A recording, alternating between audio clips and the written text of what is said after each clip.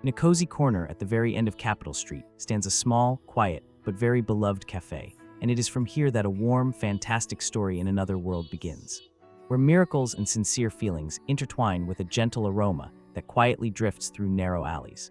A cheerful young woman in a bright apron carries a plate of fragrant grilled meat and warmly welcomes guests to the cafe hideout. In a ward filled with the smell of medicine, a grandmother, with tears in her voice, repents for not noticing Mai's illness earlier. But Mai, even on oxygen, tries to whisper that it is not her fault. The doctor said that this disease is hard to notice until it becomes serious. She accepted the truth. No matter how advanced medicine became in this world, death remained inevitable. The grandmother looked me straight in the eyes and mysteriously asked if she would be afraid to go alone into a strange world. I fell silent, looking at her with surprise and astonishment at this strange question. The grandmother explained that it was not about life after death, but about a place much less cozy than the one that exists now. But instead, Mai would get a chance to live again in a healthy body. Hearing this, she burst into tears, smiled, and said it would be wonderful, sobbing and apologizing for not having time to thank her grandmother for her care, and that she never expected her life to end at 25 years old.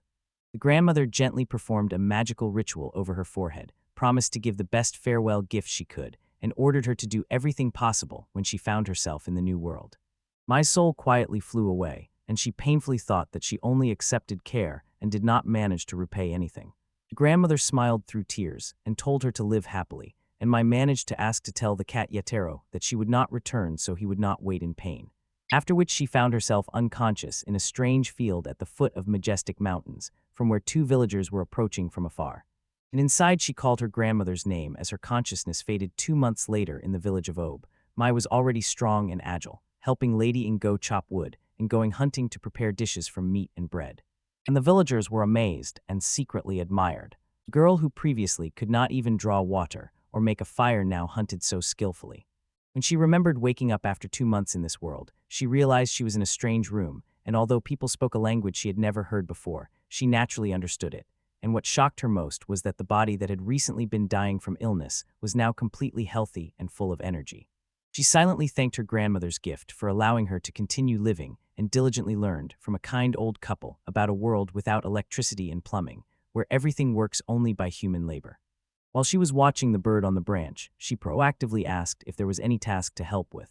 She suddenly realized that her grandmother's true gift was the vast knowledge of magic, and mana settled in her mind. Mai checked it, and stunned, discovered that with just her index finger she could cast a spell and knock down the bird. She vowed to train diligently every day to improve her skills, because tonight the family would have a full dinner. Although Mai did not understand why her grandmother had such extraordinary powers, transformation and body restoration, she firmly decided to live life to the fullest when twilight fell and darkness enveloped the moonless sky. She rushed home and, unable to contain her surprise, saw the elderly couple standing next to a stranger named Jens, their son. The old couple sadly said that they would have to move to Jens and his wife, because the daughter-in-law felt unwell after childbirth, and because of this Mai could no longer stay there. She understood that she had to leave, but instead of sadness, she smiled and said that she was already planning to go to the capital so that the couple would not worry or feel guilty. I sincerely thanked the two kind people who saved her life, while the elderly couple was still tormented by pangs of conscience. She began practicing simple magic, from a tiny candle-like flame to a spoonful of water or a small hole dug in the earth. She suddenly realized that earth magic was the strongest skill her grandmother had left her.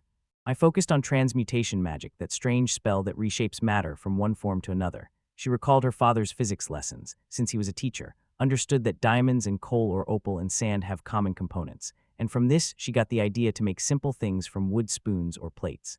Combining earth magic and transmutation, Mai on her first try extracted silica and water from the soil and created sparkling opals. She glowed with joy and pride for the extraordinary ability she had just demonstrated. The next morning before departure, Mai warmly recalled 2 happy months under the care and love of Mr. and Mrs. Ara, although she had nothing, and decided to use the opals she had made herself to pay for the trip to the capital. She encouraged herself that with a healthy 25-year-old body and the ability to use magic, everything would definitely work out. She happily waved goodbye to the elderly couple and wished them good health after 2 months of care. Before leaving, the old woman gave her a small pouch and asked her to open it only after she left, adding, "Do not lose optimism, beware of strangers, and find lodging before dark to be safe." After 6 days, Mai finally arrived at the magnificent capital of the Kingdom of Well-Known, full of excitement. she decided to find lodging as a base to explore nearby eateries and learn about the local tastes and culinary life of the country. Although the first attempt to meet was a bit difficult, she still felt incredible excitement. I sat thoughtfully in the dining hall, pondering that magic could allow her to live comfortably without working, but quickly dismissed this thought because she realized people need communication and meaning in life, not just food and sleep. She remembered her late grandmother, and the cat Yatero in Tokyo's their little cafe, and that grandmother, the strongest woman she had ever known. I realized that she had never heard anything about grandmother Ryo's childhood, except that she met grandfather at 28. She wondered who her grandmother really was and what connections she had with this world, but believed that one day, wandering the noisy capital, all the secrets of her 78-year-old grandmother would be revealed. Although I was warned that the house at the end of the alley would see few people behind it, only fields, so there were few people there, I still firmly chose this place, and with unwavering determination took the key from the broker. She decided to hide all her worries and loneliness deep inside when she set out on a new journey. In a hidden corner of the capital, a bright sign was hung. A small coffee shop was born. The smell of steamed rice and richly stewed pork spread through the alley. Passers-by stopped, and enthusiastically praising the taste of the dishes and affordable prices, praised the shop. The doorbell rang clearly, and she blossomed with a joyful smile, greeting a familiar customer and calling him by name Henry. A young man with a calm expression had just entered the cozy cafe. Henry was a government official with a respectable appearance and a serious disposition, neatly dressed in aristocratic clothing. He ordered lunch for that day, and his order was gladly accepted, immediately starting to prepare near the smoking stove. Today's dish was tender stewed pork brisket with a boiled egg. Henry slowly began to enjoy it under my quiet gaze. Having finished, he placed the bowl down with a satisfied expression on his face, the best confirmation that the young owner cooked wonderfully, and I was glad to see her client satisfied, so I said that Henry had been coming almost every day for the last 2 months since the opening. She kindly invited him to have tea after the meal, and when Henry wanted to pay extra to support the shop, she tactfully declined. Henry became worried seeing the cafe so quiet at that hour, but she just smiled and explained that after the midday rush at 12 everyone returned to work, adding that Henry was usually the last client for lunch. He replied that if the cafe closed, the trouble would fall on him too, because it was the favorite resting place of such a busy official as himself. I wished Henry a productive afternoon work time after he recharged at the cafe. She watched his retreating back and smiled to herself, because she knew Henry always liked his tea barely warm.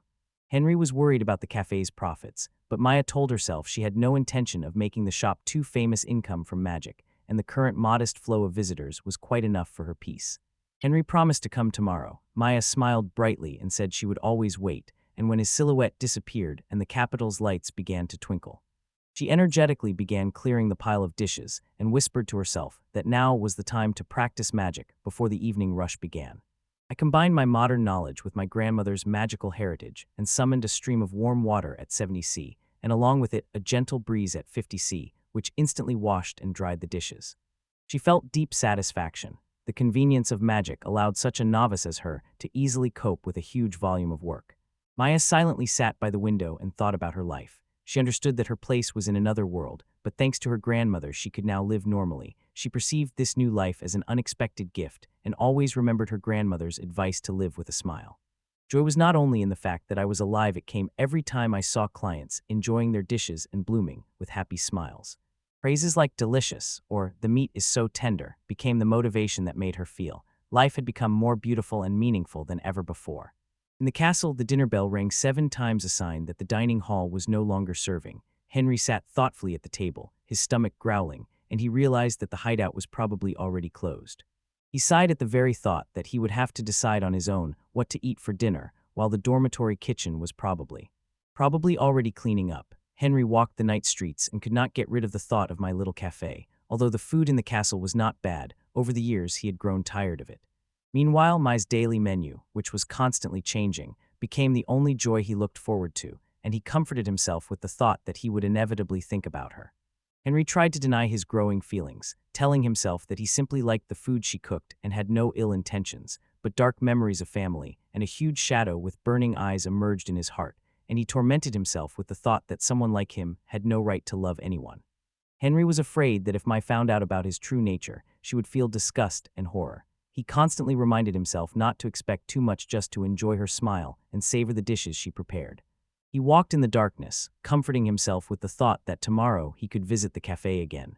When the capital had completely fallen asleep and the cafe was closed, I stood by the boiling stove and slowly sipped a cup of tea, pondering what to cook tomorrow, and the story paused on a peaceful cafe under the stars and the promise of another tomorrow.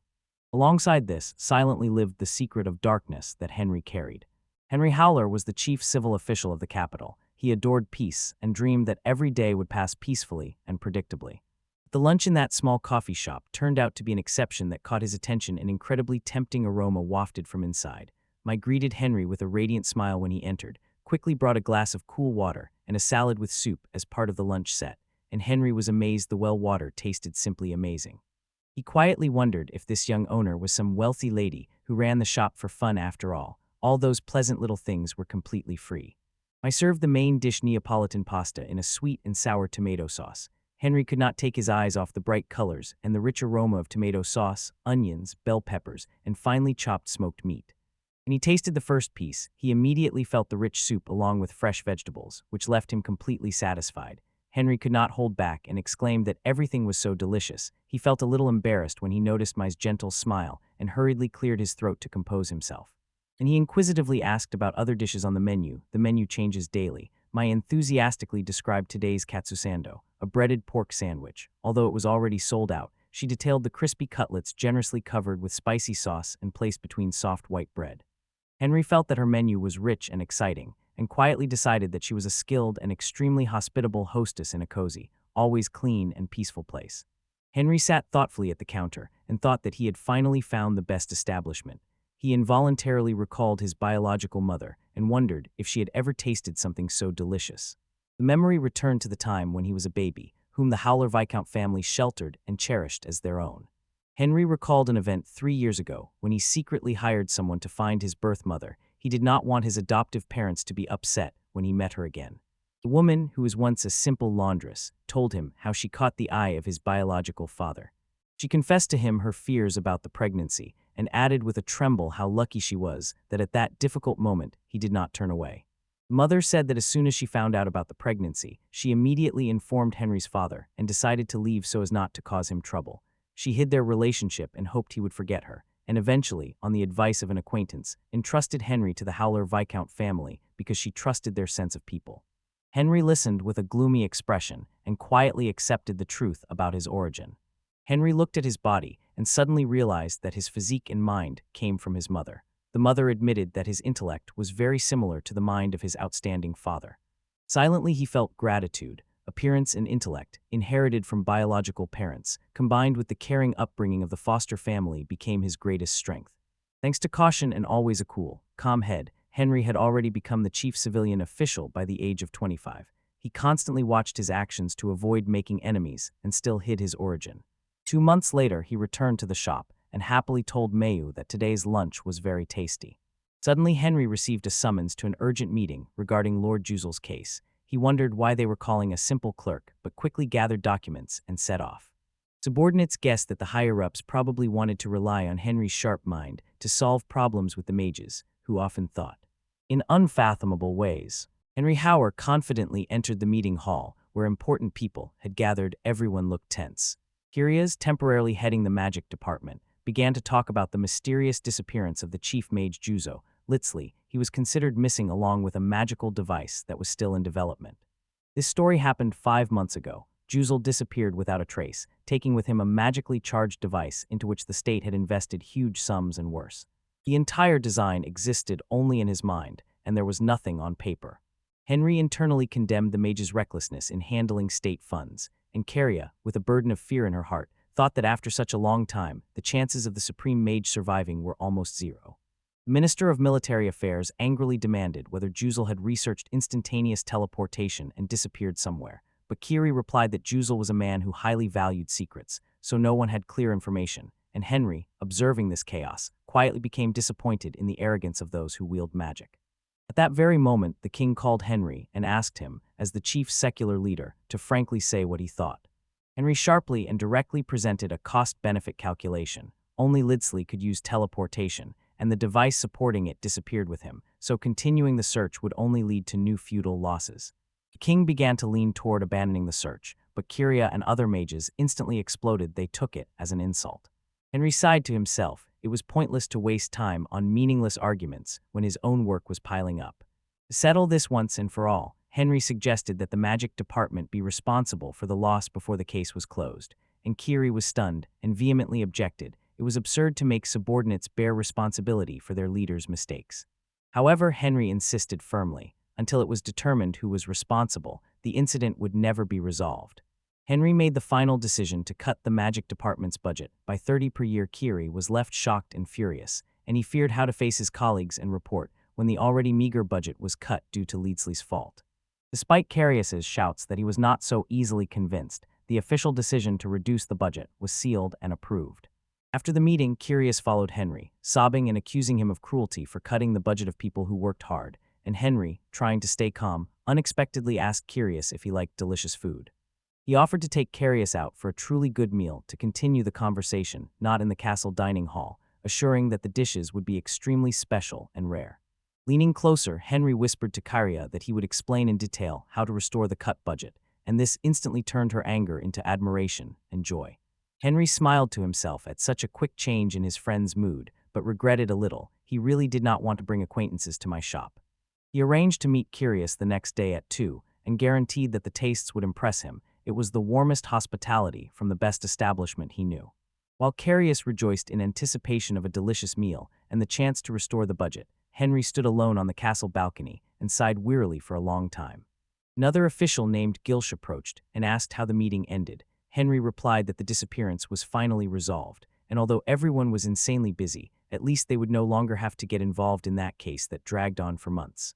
Gilsh enthusiastically invited Henry that evening, after a tiring day, to go drink with a company of 8 people, and Henry agreed to relieve some tension after the meeting. Meanwhile, in the hideout, Mai was intently focused on performing a new magical ritual next to an empty glass jar. Mai was almost glowing with joy. Finally, she could use transmutation magic to turn the rice bran discarded during city rice processing into rice oil. This oil made not only stir-fries and fried dishes lighter and more aromatic. Visitors also loved it very much. After finishing, she threw on a cloak with a hood and got ready to leave.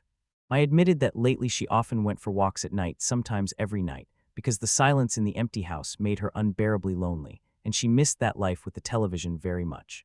And the radio from her old world. Although she talked to clients during the day, those were not the sincere conversations she so longed for to soothe her fading soul. Fearing she would go mad from loneliness in this world, Mai set out through taverns in search of human company.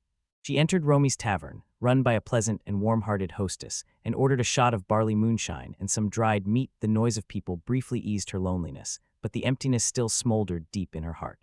Mai was tormented by the great secrets she carried, that she came from another world and could use magic. She understood that if this became known, the consequences could be unpredictable. Because of this, she could never truly trust anyone. She quietly dreamed that there would be a person in the world to whom she could pour out her whole soul and reveal all her secrets. When a noisy group of customers burst into the tavern, Mai decided to pay Romy and leave, but at that moment, a familiar voice called her by name. Mai sharply raised her head in shock and realized that the person standing before her was Henry. This unexpected meeting closed one chapter of their story and left them both stunned. In the tavern, Henry and Mai could not hide their surprise. They met right near the coffee shop. Henry hesitated and asked if Mai was alone. She nodded slightly, admitted that it was one of her favorite places. Henry was a bit embarrassed, and waved his paddle goodbye and rowed away. At the same moment, my boat started moving because his colleague Gilsh was urging. Others were waiting. Henry quickly broke away from his friends and quietly followed me when he noticed her alone on that quiet night street. I shuddered at the sound of quick footsteps behind and, gripped by panic, feared that a malefactor was pursuing her. Instantly, she rushed to run away. He ran away in complete horror. At that very moment, Henry jumped dramatically and elegantly to break ahead and calm her down. We froze in admiration of his run, every movement economical and almost artistic. Henry offered to escort her straight to the hideout. He was concerned about her safety, and I, stunned, agreed to his help. Henry sternly remarked that it is dangerous for a woman to walk alone at night and asked if she often visited that tavern, to which she, blushing, admitted that she goes there several times a week, although in reality she visits it daily, but was ashamed to say so. She confessed that although she does not like alcohol, the empty house weighs so heavily on her loneliness that she longs for human warmth, and she told about the pain of losing her parents in an accident when she was 10. I told that she lived with her grandmother for 15 years until she died, then wandered the village before moving to the capital. Suddenly she realized she was babbling under the influence of drink and quickly apologized for imposing her personal matters on Henry near the house, and noticed with surprise why the stray cats, who usually attached themselves to her, were nowhere to be seen this time. She enthusiastically explained that caring for and loving the cats that freely roam the capital is one of the rare consolations in her life, and fervently admitted that she really wants to adopt one but fears becoming so attached that she won't be able to let it go. Henry kept a blank expression, and it seemed to me that he really rarely shows emotions, although she opened up to him more than to anyone before. Looking at Henry's comeback under the nightlight, I so wished that he also loved cats. She passionately longed to find a kindred spirit with whom she could talk for a long time about cute cats for her. It was a balm for a wounded heart. Saying goodbye to him and reminding Henry to be careful, Mai entered her home and, as he advised, carefully closed the door, smiling and waving to him as his figure receded and disappeared into the darkness. She treated herself to cold ginger beer to cheer up, quietly grateful to the new life for the chance to become a mage and for the acquaintances with interesting people. But as the night deepened, the eerie silence of this world crushed Megan, and although she had magical energy and a stable job, she felt completely lost and empty. The loneliness of a stranger, who alone looks into the night, remained a huge trial for the young owner. The next morning I woke up with a long yawn after staying up late, and told myself that I would definitely thank Henry when he came. The doorbell rang the first client, and Mai was surprised to see that Henry came for the first time together with a colleague from the castle. Henry called this establishment his favorite, and the colleague, doubting because it was so hidden, made the atmosphere noticeably livelier. Carius doubted my skill when he saw how young I was, but Henry immediately said that the food was really wonderful and that he forced himself to eat there only at lunch so that it would not affect his work. And although I was busy, I heard Carius's rude remarks and was a little offended. Carius was surprised to learn that Henry visits the shop 6 times a week and teased him for loving this place too much, while Mai began to prepare the ordered beef stew with vegetables. Carrie was relentless, constantly complaining that Henry cut the magic department's budget and suggested taking on extra work brewing medicines or helping with community projects to compensate for the losses. Henry coldly replied that no decision would satisfy everyone and someone would have to answer for past mistakes.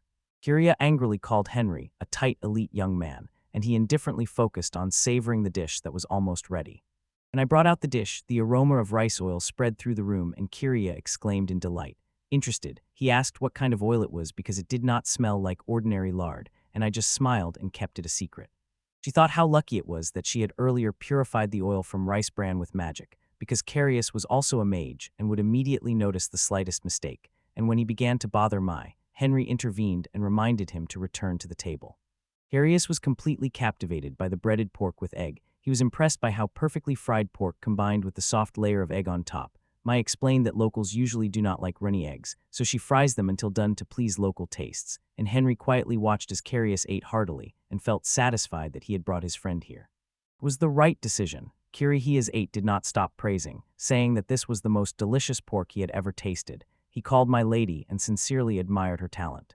Henry was a little embarrassed by how Kiri addressed him, but was happy to see his friend rejoice. Kiri even asked to try Henry's potato salad, but was categorically refused.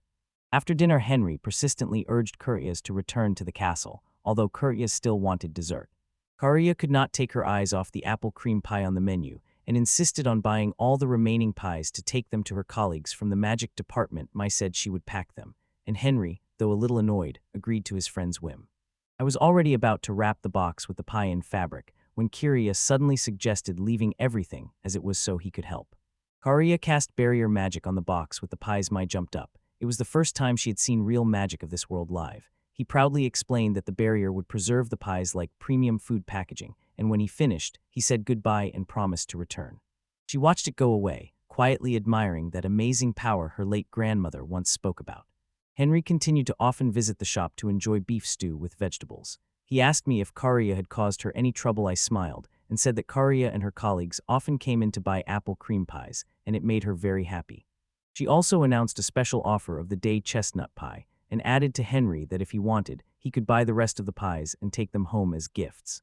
I recalled her grandmother's words, "The greatest happiness comes when you make an effort to create something good for others." She put all her care into the chestnut pie, from careful preparation to baking, and in recent days noticed that she could read emotions on Henry's usually cold face. Especially when he tasted the new pastry and quietly praised its wonderful taste to himself, it became a small daily joy for her. Suddenly Henry seriously asked Mai if Carius really did not bother her, and a little surprised by such unexpected attention, Mai replied that although Karya was childish and stubborn, he never interfered with the shop's affairs. Henry was silent for a moment, then said goodbye and left, leaving me to wonder why he brought Kiria here, and why now he seemed worried about his own presence. Mai experimented with barrier magic for a long time. Relying on memories of her grandmother's teachings after numerous attempts, she created a transparent protective membrane around the dishes, strong and attractive, and then Mai realized. It was completely airtight. She was afraid that if she used it for self-defense, she would suffocate herself even before the attacker, so she instantly clapped her hands and white smoke dispersed over the table.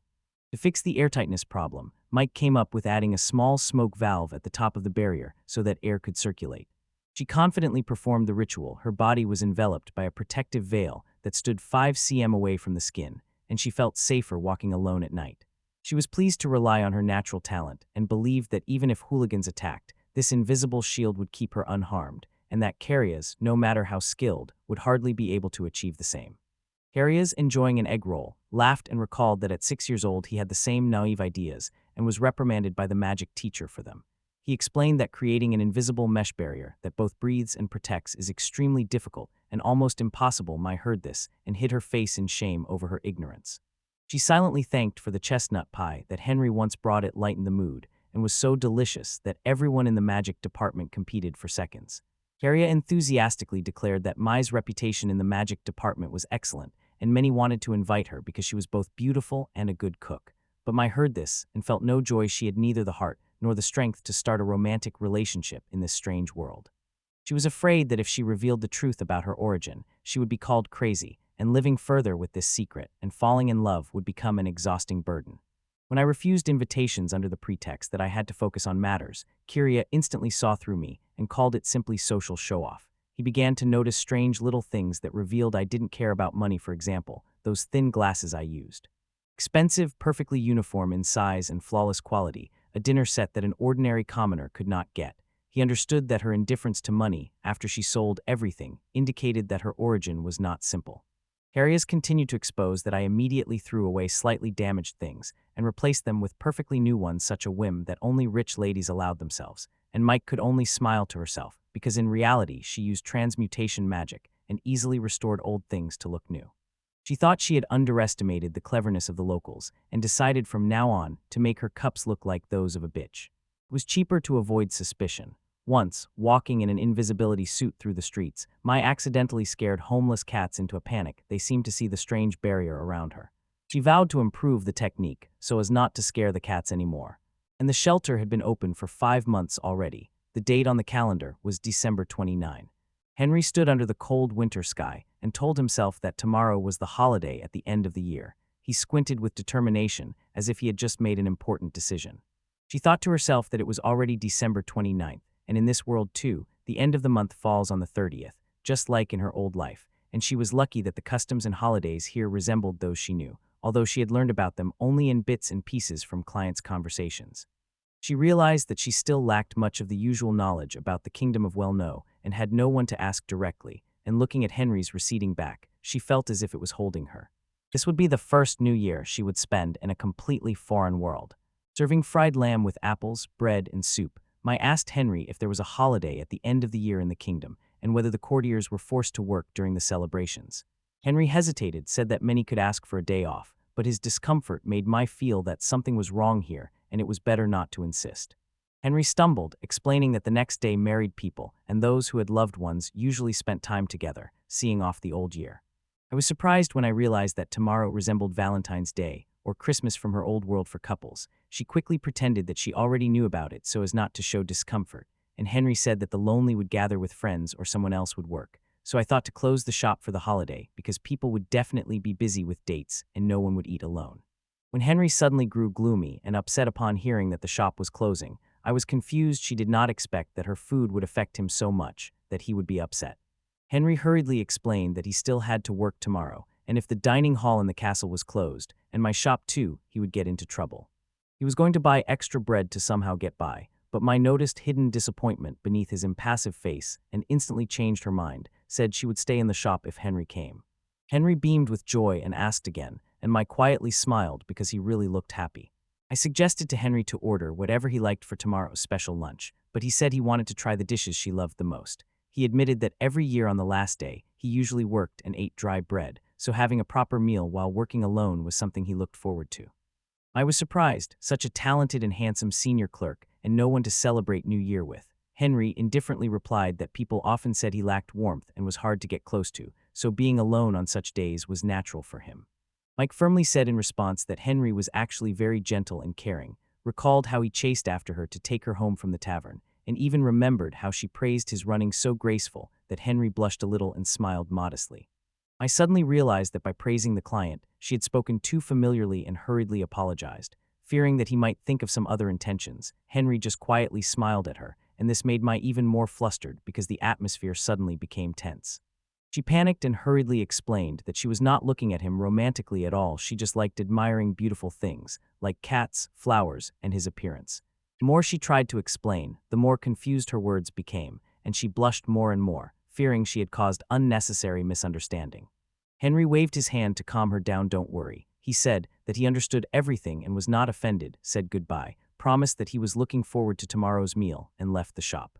When Henry disappeared from sight, Mai sank with regret and scolded herself for her too free words, which might have made the polite man feel awkward. She told herself that praising his appearance was unnecessary after all. They were not dating and decided to somehow make amends. She decided to put all her heart into preparing a wonderful lunch for tomorrow as compensation, and clenching her fists, encouraged herself to work hard to pull herself together again. On the morning before the new year, Henry came into the shop, looked attractive, and unexpectedly brought Mai a large bouquet and a box of cookies to apologize for making her open on the holiday, and although she was shy, Mai gladly accepted this caring gift from a familiar customer. Henry smiled happily, seeing that she accepted his gesture, and was ready for a special lunch prepared just for today. She set a luxurious table with a bit of everything: beef steak, Neapolitan pasta, winter vegetable salad, spicy fried chicken, and many appetizers, and explained that in her family at the beginning of the year they always laid out so many delicious dishes, so she wanted to recreate that warm, nostalgic feeling. Henry was very impressed by the sophistication of the dishes, but modestly noted that these were more Mai's favorite dishes than his. Mai carefully explained that she let the dishes cool a bit because she knew Henry couldn't handle food that was too hot or spicy. Henry was momentarily embarrassed by that strange phrase. I realized that she had inadvertently pulled words from her old world, and quickly explained that cat's tongue refers to people who cannot eat hot food. She apologized for the colloquial word, fearing to offend him, but Henry just smiled and admitted that he really did eat hot food poorly. Henry suggested Mai sit down and eat together instead of just watching, and Mai gladly agreed. Henry was glad that now he could taste the dish immediately when served, instead of waiting alone for it to cool on other winter days. He jokingly said that even if cheese fondue is an enemy for those who easily burn themselves like him, he would still risk trying it because it looked too tempting. They both laughed and the tension melted, making the moment warmer and closer. Henry looked admiringly at the luxurious New Year's dinner and said that Mai's guest family was probably very rich to celebrate like that, but Mai smiled and objected that her family was just ordinary people. And then Henry surprised her by confessing that he was adopted from birth by the Howler family and his adoptive parents loved him very much. I froze in surprise, learning that Henry was an adoptee from the respected Howler family. He admitted that his biological mother also lives in the capital but is often alone, so he plans to visit her tonight, and although being given up for adoption might sound sad, he feels happy and grateful for his life, and Mai silently watched and felt. He had entrusted her with something very personal, but in his eyes still flickered a distant longing. I told herself that those who work in service know, every client has their own sorrow and pain. She thought that Henry must also have painful secrets, and she herself was no exception, hiding the secret of her transformation. She believed that simply being here alive and in good condition was already a great victory, but she decided not to say it out loud, fearing it would sound preachy. Henry noticed that that day he was the only customer in the shop, quietly thanked Mai for not leaving him to greet the new year alone, and they smiled, enjoying a rare moment on the last day of the year. Henry said goodbye to me and waved, his face shining. She felt lighter at the thought that she had made his end of the year pleasant. Time passed, January ended, and February came with its new customs, about which I still knew nothing. An enthusiastic shopper asked Mai if she would go to the next Harumachi Spring Festival, even enthusiastically advising that it was the best chance to dress up nicely and make your beloved fall in love with you again, and Mai could only force a smile because she knew nothing about this event. I scratched her head in confusion, wondering what the Spring Waiting Festival really was and why it seemed everyone in the Kingdom of Well-Known knew about it. She decided she had to ask someone, but was afraid that such obvious questions would make her suspicious. Finally, she decided to visit Romy at the tavern because she believed Romy was silent and would not interfere in other people's affairs. That evening, Mai stepped over the tavern threshold and, as always, ordered her usual drinks and dried meat. Mai hesitated when she began to ask the secret question, and Romy instantly excitedly imagined romantic tales. Mai hurriedly explained that there was nothing interesting there, she just wanted to find out the scale and manner of holding the spring waiting festival. Romy could not believe her eyes that Mai knew nothing about the festival that had existed in this country for centuries. After a minute of surprise, Romy enthusiastically explained that it was an occasion to celebrate the end of winter and welcome spring on the second holiday day of February. Romy told how in the capital, the main avenue is brightly lit by 2 rows of long torches, and people slowly walk among them. It is said that the flames wash away the dirt and fatigue accumulated during the long winter. The holiday also marks that everyone has safely survived the harsh cold and prepares them for the intense sowing season. In particular, it is a day when lovers can spend tender time together, like Valentine's Day in my old world. Romy winked and wished Mai to have a pleasant time with that boy. Mai smiled and agreed, although in her heart she knew she was not going on a date, but decided to agree with Romy's story to move the conversation forward. She sighed with relief, barely avoiding an awkward slip. She said nothing that could reveal her identity. She kept telling herself that not knowing the simplest things in this world was scary and could cause problems at any time. I quickly paid and prepared to leave so as not to be drawn deeper into the chat. I was lost in thought when suddenly she was called by name. She jumped in fright, thinking someone had overheard their conversation, and even more shocked was her sight of Henry, who stood nearby hastily pulling on a hooded cloak to leave. He smiled and greeted her, and Mai froze in surprise because she had not noticed him in the tavern at all and now wondered how much of the conversation with Romy he had heard.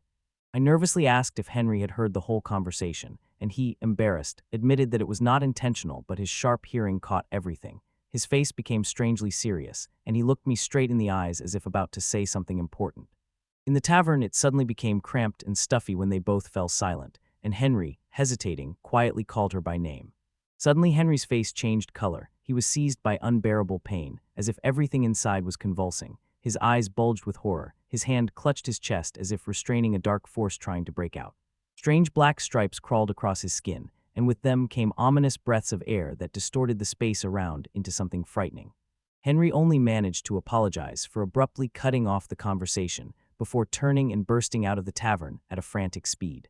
She froze in shock as his retreating figure disappeared behind the tavern doors, which slammed shut with a noise surprising the other patrons.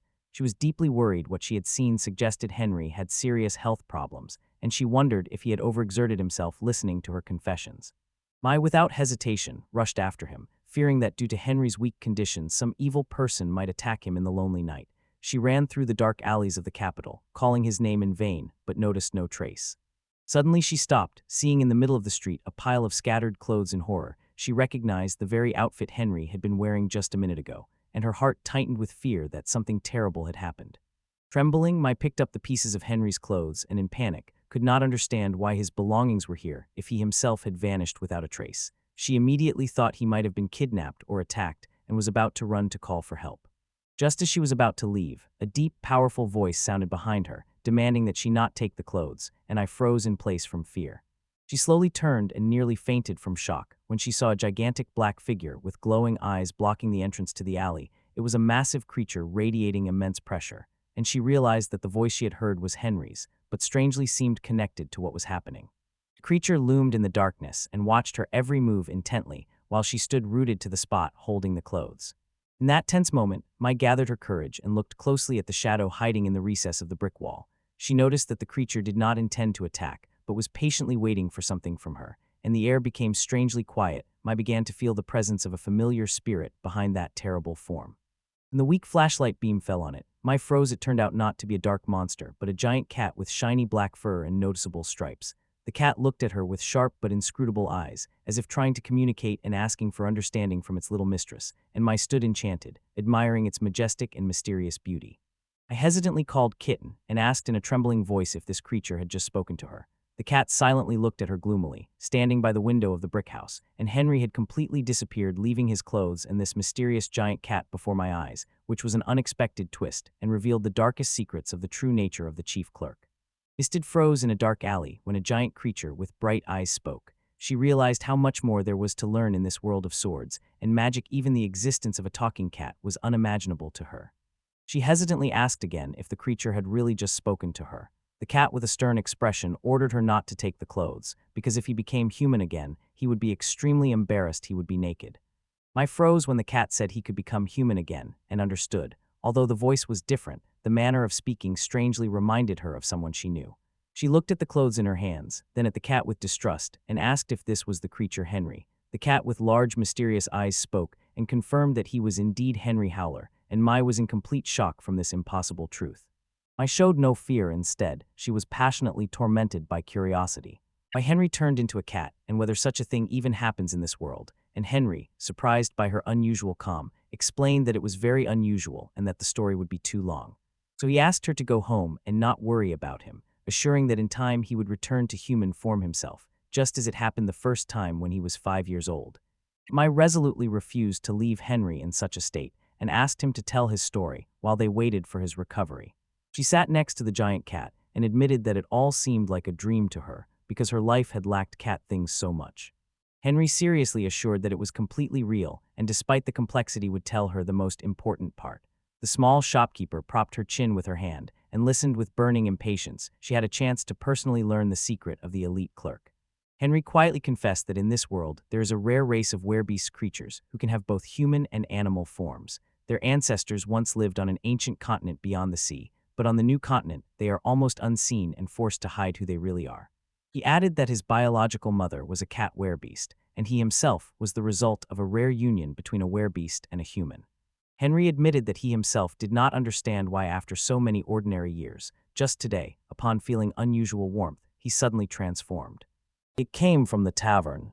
Henry sadly bowed his head and was filled with guilt. He had accidentally allowed me to witness the greatest secret he had tried to hide all his life.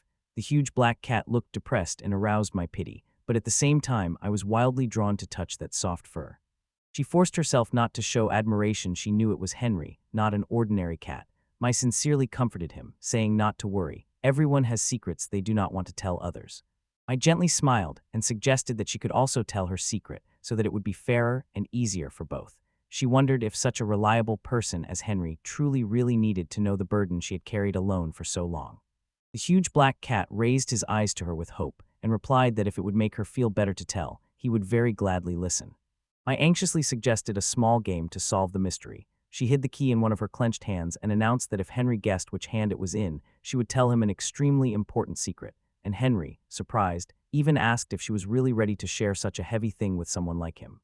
I smiled and explained that you don't tell secrets to just anyone, but keeping them inside without someone to share with is exhausting, and she sincerely wanted someone to listen to her. Henry looked intently at Mai's hands and made a guess while the little shopkeeper kept a mysterious smile. She asked again if he really wanted to hear it, and Henry nodded decisively because he believed he was the one to be trusted. When Mai slowly opened her palm and showed the key, she joyfully exclaimed Henry guessed right. That moment became the beginning of a deeper connection as they prepared to exchange the most intimate secrets of their lives. Mai understood that Henry could not immediately return to human form, so she decided to invite the giant kitten to her home to warm up by the fireplace and talk without hurry. Henry was completely stunned by this bold, hospitable offer and only exclaimed in surprise. Although his voice trembled slightly with anxiety, he willingly agreed to follow Mai to her small house. I could not contain her incredible joy that she finally managed to bring home a talking giant kitten and quietly rejoiced in my soul. It was the most wonderful moment in her life. She carefully covered Henry with a blanket near the warm fireplace and served him a cup of hot tea, gently nudged him to purr, saying it would recharge her with cat energy to make up for the days when she was missing, and Henry mentally smiled at the strange expression, cat energy, but politely declined. Even in animal form, he retained human consciousness. He promised never to eat mice and not to lose his temper, asked her not to watch him drink to preserve at least a drop of dignity. The mice smiled, and they sat down, preparing for the moment when she would reveal the greatest secret of her life. I gazed into the flickering flame and boldly said she was not from this world. Henry, who was drinking, shuddered and gasped in surprise, quickly apologized for such a theatrical reaction, and full of curiosity, asked where she was from if not from here. And Mai explained that she came from a completely different world, which, however, has many cultural and historical similarities with this place. She told him how in her old world she ran a small food stall until her health failed, and life sharply turned in another direction. Henry listened attentively to her story about another world, and how Mai's grandmother passed on magic and knowledge before reincarnation. He admitted that the idea of parallel worlds is hard to grasp, but sincerely believed that Mai's grandmother must have been an extraordinarily powerful witch to know so much about this kingdom, and inquisitively asked who that mysterious grandmother was. Mai quietly said that her grandmother's name was Sasaki Ryo. She was 78, and nodded, adding that Sasaki was actually her grandfather's surname. The black cat froze in thought and felt that this name awakened something important. I wondered if she was rushing by revealing that she could do magic, but she quickly dismissed this worry. Henry was so absorbed in the story about her grandmother that he noticed nothing else. He said that he could not yet draw conclusions about Ryo's person, but promised to investigate further. Time passed, and Henry still could not return to human form, which made him increasingly anxious and helpless. Then she suggested he stay at her place for the night, because in such a giant beast-like form, he could not return to the dormitory. Henry blushed terribly and categorically refused, considering it unacceptable for a man to spend the night at a woman's place. He even offered to sleep on the porch, but she firmly refused, fearing it would scare the neighbors. Seeing her firm position, Henry bowed his head and agreed, sincerely thanking her for her kindness. When Henry became softer, Mai took advantage of the moment. She blushed and asked if she could touch his fur a little. Henry, a bit surprised, gladly agreed to indulge her feline passion. She burst with joy when she hugged the giant cat and felt the plush softness of the fur she had longed for. She exclaimed with delight. Touching Mr. Henry now felt like stroking a leopard or a majestic lion, but strangely gentle. She wanted to bury her face in his belly, but quickly pulled herself together and kept her distance, for he was still the respectable Mr. Henry. The black cat silently endured her excessive admiration, slightly embarrassed by the unspeakable awkwardness. Fully filled with cat energy, Mai cheerfully wished Henry good night and returned to her room, laughing at her own early excitement, but could not forget the warmth of his fur. Lying in bed, she sensed a faint smell of soap on his paws instead of the usual cat aroma, and quietly recalled the signs of werewolves she had long overlooked, falling asleep with the thought that Henry was truly a sweet black cat, while, in contrast to Mai's calm, Henry the cat tossed and turned all night, tormented and blaming himself for the terrible day. Painfully remembering how he heard Mai say she wanted to spend sweet moments with her lover at the Harumachi festival. That pain and jealousy from the depths flared into a flame that burned his mind and instantly transformed his body into a beast right in the tavern, and he realized he could no longer maintain his usual cold calm when it came to her. Henry tormented himself with jealousy that seized his mind to such an extent that he wanted to use claws and fangs to take her away from any other man. He was horrified by his own wild instincts and constantly reminded himself that if he harmed a human, his life and honor would be destroyed. What touched him most was that she was not afraid, and seeing his monstrous form, began to treat him even more tenderly. She remained the most special woman he had ever met. Henry felt the more tender Mai was to him, the more he felt pity and unworthiness within himself. He was tormented by the thought that as a half-beast he had long lost hope for true love and never allowed his heart to stir for anyone until he met her. And although feelings grew daily, he decided to bury this secret and never confess, fearing that the truth would destroy their relationship. He could only silently accept the truth and cherish those brief moments beside her. Henry was drowning in thoughts of sincere affection for Mai, convincing himself that he truly liked her, while she still smiled brightly, carrying a basket of bread to feed him. The giant black cat curled up contentedly and felt on his soft fur the gentle, lingering scent of Mai. Henry felt that Mai adored him in this beastly human form, but he was a little offended that she treated him only like a cat. He stretched out on the rug by the fireplace, half happy, half embarrassed. There was tenderness in his eyes as he looked at my sleeping back and silently hid another secret about the trembling of his heart. The next morning, just as dawn broke, I woke up with a long yawn and a satisfied stretch after a sweet sleep. She rushed downstairs and knocked on the living room door to greet Henry, but froze when she saw the huge cat face looking at her. Henry's blue eyes showed anxiety, sweat poured down his forehead, and he still could not return to human form as he had hoped. I realized it was serious when Henry remained in the beastly body. He sincerely apologized for the inconvenience caused and fervently begged Mai to help write a letter to the family to explain what had happened, and the black cat looked depressed and helpless, forced to ask for help from his little mistress in this awkward situation. She cheerfully prepared a generous breakfast of fried eggs, bacon, broccoli, and raisin bread so they could share it, and since Henry in this state could not use cutlery, she gladly offered to feed him by hand. Henry, though very shy and blushing, closed his eyes and gave in to her caresses under the influence of her radiant admiration. They had a strange but cozy breakfast, and I was overflowing with joy at being able to take care of this special kitty.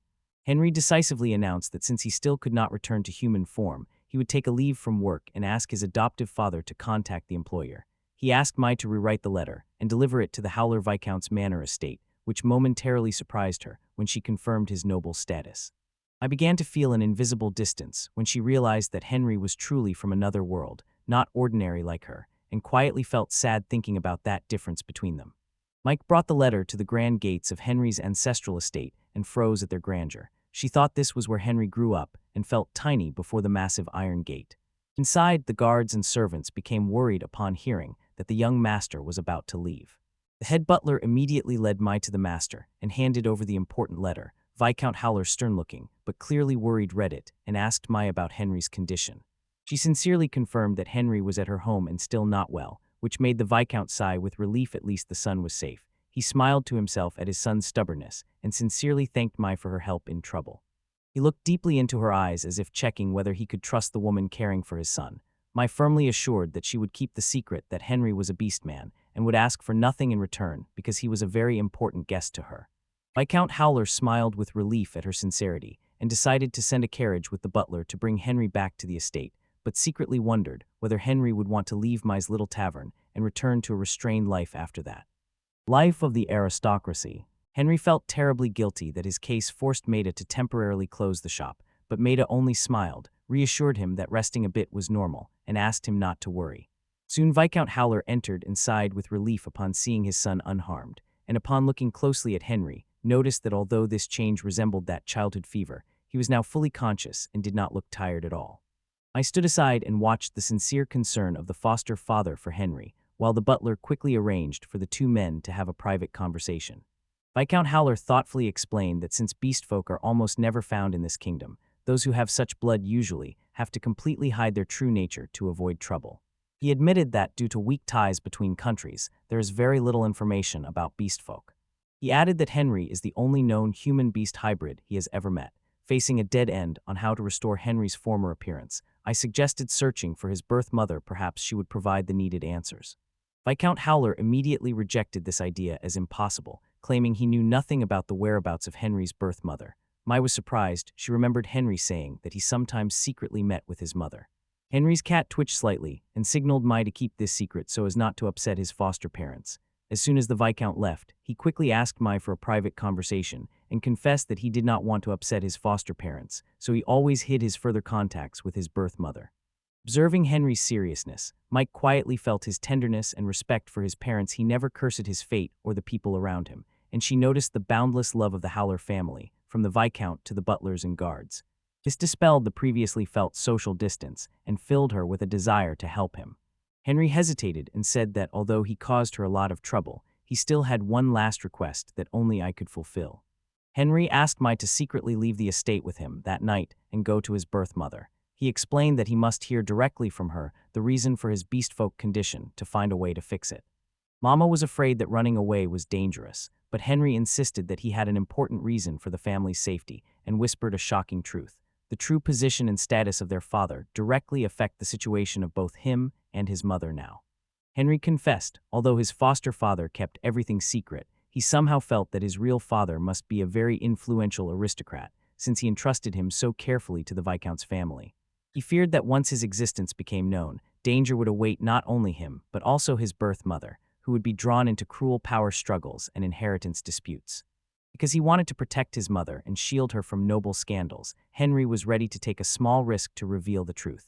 Mai listened quietly and understood the heavy burden on the young man's shoulders. She thought it cruel that the gods constantly place such heavy burdens on gentle, kind people like Henry and her grandmother, so she decided to go with him, and they secretly agreed to meet at night to begin the search for the truth. Henry said that his mother was Carlotta, and that she currently worked as a servant in the dormitory of an all-women's academy, and Mai instantly realized her importance to the plan. She was the perfect cover to approach his mother. Late at night, at a quiet meeting, a woman with an elegant, kind appearance appeared and introduced herself as Carlotta. Mai froze at her mature beauty and felt relieved that the meeting went smoothly. Carlotta anxiously asked why her son had come to her so suddenly at night. At that moment, Henry the cat jumped out of the shadows and called Mom, which stunned Carlotta, but she quickly recognized her son. Carlotta was not afraid. She gently stroked Henry even in his cat form and showered him with praise, saying that he was still handsome and had the posture of a worthy adult cat. Henry awkwardly explained that he was in great trouble since last night he could not turn back into a human, and begged her to show him how to reverse it. I watched from afar and listened with interest as Henry spoke to his mother with tender, intimate words. Carlotta hugged her son's cat face and gently kissed him to calm his anxiety.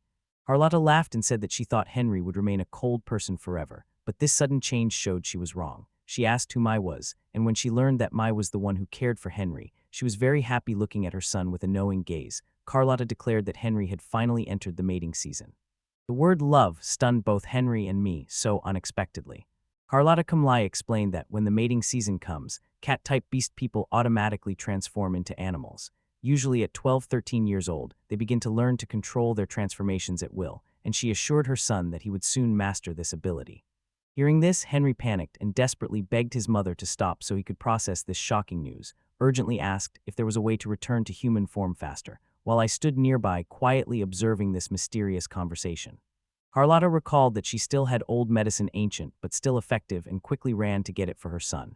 She ordered Henry, in his current state, to take 3 pills at a time, chewing them to instantly return to human form, and Henry sighed noticeably because he could not remain like this forever, especially since he was a busy servant in the castle. Carlotta gently stroked Henry and assured him that his transformation into a cat was a natural phenomenon, not a disease.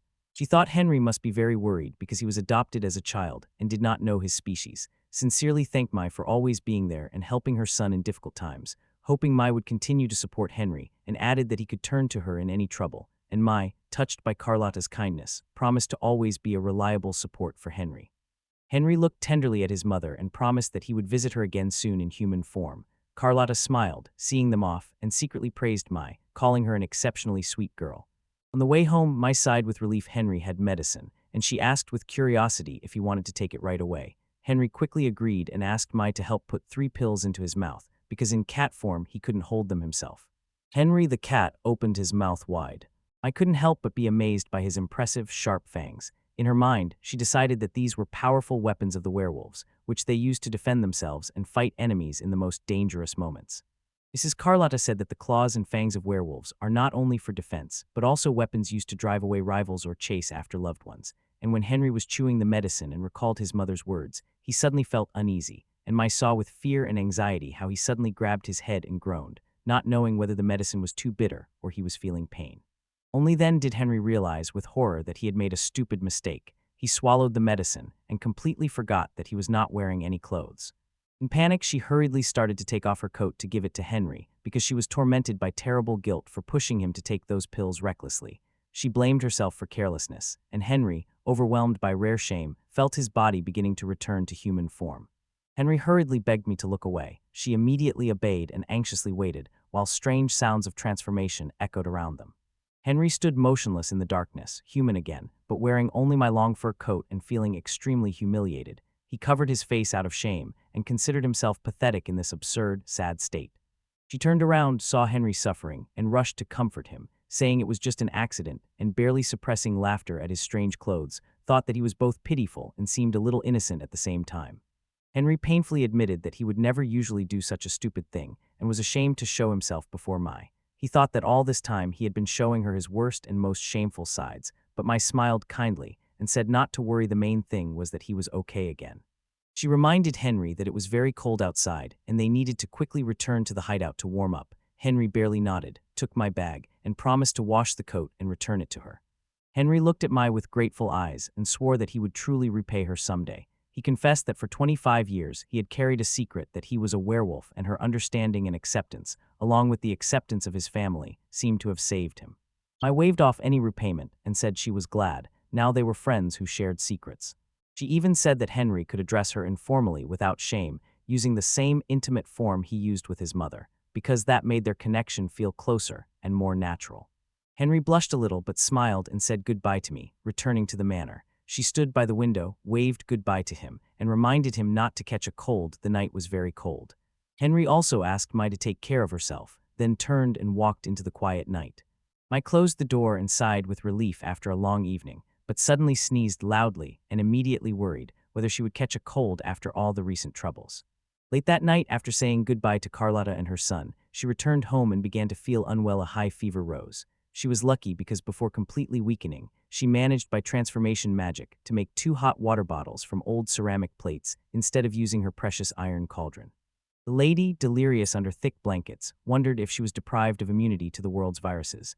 Thirsty and about to summon a glass of cool water with magic, she lost control of her mana during the illness and accidentally created a huge stream that flooded the bed and soaked her clothes. The next morning, a closed sign hung on the door of their storage. Passers-by were surprised, and the young hostess was worried. It was the first sudden closure since opening, and without the usual food smells, the street corner was strangely quiet. Mai, exhausted, got up and moved downstairs because the bed upstairs had really become a pool. She quietly thanked Old Man and Go and his wife for basic survival skills OBE and the ability to start a fire with hands, because she no longer dared to risk magic for fear of causing a fire, and trembling with fever, recalled the dark times in the hospital in her past life when she could only helplessly watch death approach. It hurt me to think that she was given a second chance at a healthy life, and her body was failing again. In the loneliest and most desperate moment, Mai heard a panicked knock on the door and someone outside calling her name. Recognizing Henry's voice, she forced herself to get up and open the door. Henry, looking anxiously and fearfully at the closed shop, kept calling her name as if wanting to make sure she was okay. When Henry saw me with a red-hot face, he hurriedly picked me up and sighed with relief seeing I was alive, blamed himself for borrowing my coat and causing me to catch a cold, but I quickly calmed him with a weak breath. When Henry pressed his large, cool hand to her forehead to measure the temperature, Mai felt a strange calm and quietly wondered why she was lying on the floor and not in bed with such a high fever. I barely smiled and told Henry to go have lunch and not worry about her, but Henry insisted that she was not well at all. He helped her sit and asked her to wait by the stove while he prepared warm onion soup he had just bought. Henry carefully brought her soup by small spoonfuls and insisted that she drink a little. Dehydration at a high temperature is very dangerous. Although swallowing was painful, Mai felt the warmth of the soup and his sincere care, and when she asked about his lunch, he admitted that he had only a simple bun to quickly snack on, and he had prepared this soup just for her. Henry gently suggested she take a little nap and promised to stay to tend the fire. Mai was very touched when she heard him use the pronoun she, which she had requested last night. It showed that he kept his word and had willpower. The loneliness and cold that had previously overwhelmed her completely disappeared, replaced by the warmth of the cloak Henry threw over her. Mai fell asleep in absolute peace, knowing she would no longer have to fight the illness alone. When she woke up after a long sleep, Henry was still sitting nearby, looking at her with worried eyes and quietly greeted her when she opened her eyes. Mai asked about Henry's work at the estate, and he proudly replied that he had officially taken leave and came home earlier to look after her. She felt a little guilty for troubling him at work, but inwardly was comforted by his presence, and in a half-sleep Mai constantly thought about the medical devices from her old life. Every time she became too weak seeing that she was sweating heavily, Henry offered to lift her in his arms and carry her upstairs so she could change into clean clothes and rest a little. Henry picked Mai up in his arms like a prince and asked for the way to the bedroom. She shyly pointed to the stairs. As he was leaving, he suddenly asked if her lover knew about her illness, and Mai froze in surprise because she had no idea who he was talking about. Henry sincerely said that if anyone asked about his presence, he would say that nothing improper had happened between them. Mai just rolled her eyes in disbelief and silently screamed inside, wondering who this supposed lover could be. She wanted to get up and explain the misunderstanding about the lover, but was so exhausted that she decided to postpone this unpleasant conversation. Seeing her effort, Henry told her not to worry about him. He had semi-beast blood flowing in him, so he was strong and resilient. A smile of agreement appeared, and silent gratitude flew to the sincere official for his warm help. Just as it became quiet around, a sudden banging on the door and noise outside frightened them both. Carius suddenly appeared, banging on the window and shouting to find out what had happened to them, which greatly annoyed Henry because of the untimely noise. Carius explained that he had come to the estate looking for Henry, heard that he left earlier, and assumed he was in Mai's shop. When Carius learned that Mai had a high fever, he became excited and immediately offered to secretly bring a potion from the magic department for faster recovery, but Henry instantly stopped him, reminding him that taking state supplies without permission was a serious breach of discipline. Henry fell silent, recalling the remedies Mai's grandmother had spoken about, and insisted that they were extremely rare. He sternly warned Carius not to do anything that could drive Mai into debt or get her into legal trouble. Although Carius insisted that one small bottle would go unnoticed, faced with Henry's decisive and authoritative stance, the young mage eventually gave in, and Henry promised to take care of me himself by the safest and completely legal methods. Harriet fell silent from Henry's determination and finally understood how much he especially cared about their mistress. Mai lay in bed, watching and quietly thanking Henry for always protecting her from unnecessary troubles. When Kyria left, a muted silence hung in the shop, and Henry remained with a serious, thoughtful expression, pondering whether those magical medicines were really so amazing that people risked their careers for them. After a long time, feeling much better, I took a candle and went downstairs. Henry was still waiting with anxiety on his face. She gently inquired about him and said that after sleep she felt much better. Henry immediately asked if she wanted anything prepared, as she needed to regain strength after the fever. I shyly said that I wanted a steaming bowl of rice porridge, and Henry gladly got excited and agreed to try his hand in the kitchen if she guided him. With my patient prompts, Henry began awkwardly taking his first steps, rinsing the rice and cooking the porridge. Mai watched his diligent figure by the sink, and every time she felt unwell, she involuntarily recalled warm family memories from her past life. She remembered her parents' encouragement, "You are strong. You will quickly overcome any illness." Painful scenes of the car accident that took her parents when she was 10 resurfaced in her memory and squeezed her heart from the immense loss. Nostalgically, she recalled the 15 years lived relying on her grandmother until a cruel illness transferred her to this strange world. She always felt that life was fragile and connections with loved ones too short, so from a young age, she decided never to allow herself. You get too close to avoid feeling the pain of loss again. His incredible tenderness and care slowly broke down the walls around her heart, and she wondered how much longer he would stay before it became known who they really were. Looking at Henry's focused face, Mai suddenly felt that losing loved ones was like a torn piece of herself, and she feared she would not recover if it happened again. Henry, noticing the change in her eyes, gently asked if something was bothering her, and Mai quickly wiped the faint emotion from her face, and to divert the conversation, asked why, when she revealed her secret to him last night, he did not ask if she knew how to use magic. Henry calmly replied. He answered that perhaps he was not as knowledgeable about this world as she thought. Henry explained that in this kingdom, many people are born with mana and are respected from childhood, but mastering magic and making a profession out of it is an extremely difficult trial, only possible for true geniuses. So the question, "Do you know how to use magic?" can painfully strike the pride of those who have mana but no magical achievements. Mai was stunned. The magical department of the castle had only 9 elite members, and Kyria was one of those powerful figures. Finally, Henry served me a steaming bowl of rice porridge with slightly sweet and spicy minced meat. Tasting the first spoonful, I felt unexpected warmth in my chest, silently praised his hidden culinary talent, and sincerely apologized for being too confident in my health and troubling him all day. Henry admitted that he rarely got sick since childhood, except sometimes overworking, and jokingly asked Mai if he didn't look tired from having to take care of her.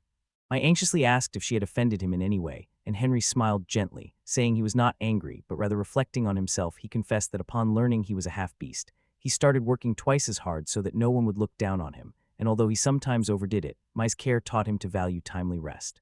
After making sure that Mai's fever finally subsided and she could rest, Henry wished her sweet dreams and quietly left to restore peace to the little shop. When the clock struck 9 and the night grew deep, Mai's condition improved significantly. She was drinking warm water when Kyria appeared again with a mysterious, worried look, and rejoicing that Mai had revived, immediately took out a glass vial with a dark shimmering liquid, presenting it excitedly as a highest-grade restoration potion that was hard for him to obtain. He insisted he was not lying, explaining that the magical department had privileges for seniors, so it was quite normal for him, and all the formalities were so complicated that he could only bring the potion now, although he knew that if given earlier, it would have worked faster. I hesitated to pay, but Kyria quickly refused, saying it was a gift for the recovering cook who always made him delicious dishes, and the mischievous mage joked about why Henry was allowed to go on vacation too. Care for her stopped while Kyria ran to get the potion, and Mai froze in surprise. She saw a real restoration potion for the first time and felt the powerful mana emanating from it. Kyria added that similar potions were sold in the market, but they only slightly soothe and are nowhere near the special product of the magical department. He explained that creating a potion with such amazing effects required an incredibly large amount of mana, otherwise the creator would instantly be exhausted. Mai listened quietly and thought that if she understood the potion's structure, her transmutation magic could help many more people. I curiously asked about the ingredients, and Kyria enthusiastically listed 6 rare herbs: spirit grass, poison bane, dragon dew, azure leaf, black leaf, and triangle grass. He said the secret to survival lay in the precise ratio of herbs and mana waiter, knowledge only seasoned mages could master. Mai realized that this list perfectly matched the knowledge her grandmother Ryo had left in her memory, and she wondered why such a clear rule was so strictly controlled, as Henry had warned. Arya fell silent and told about a tragic event in the past when 2 previous princes died from an epidemic due to poor quality restoration potions, and since then the king issued decrees strictly regulating both the quantity and quality of elixirs for the absolute safety of the royal family and the army. I finally understood the complicated history of this little bottle and realized why her grandmother's generation knew nothing about those strict rules. insisting that Mai immediately drink the potion to recover quickly. Kiria cheerfully said goodbye and vanished into the night. She sat alone and sad before the trembling vial, hesitating whether it would be illegal to brew the potion herself with her magic. She so wanted to use her power to help others, but she feared causing great harm to Henry and the stash. Eventually, curiosity won, and she decided to take a small sip to check the taste and effect. As soon as the liquid touched her tongue, she grimaced at the too sharp, unpleasant taste. She exclaimed in surprise when she realized the bitterness was eerily familiar, exactly like the vegetable juice Ijiru from her old world. The strange taste of the potion suddenly evoked a distant memory of her beloved grandmother in Tokyo summer nights under the full moon, when her grandmother insisted she drink bitter vegetable juice to gain strength. The tender image of her grandmother with the cat Yatero under the shimmering city lights appeared before her eyes and brought tears of nostalgia, and Mai realized that there might be some mysterious connection between the restoration potion of this world and her grandmother's vegetable juice that she could not yet unravel. Standing before the mirror and shining, Mai decisively declared that she had fully recovered from the fever, decided to keep the shop closed for another day to be sure of her health, and activated an invisible protective spell around her body to warm up. Mike drove her homemade wooden cart to the capital market, determined to buy ingredients and independently research and brew a potion for restoration. A knowledge summary appeared, explaining, the restoration potion is an extremely effective medicine for wounds and illnesses, but it can only be made by those who have mana.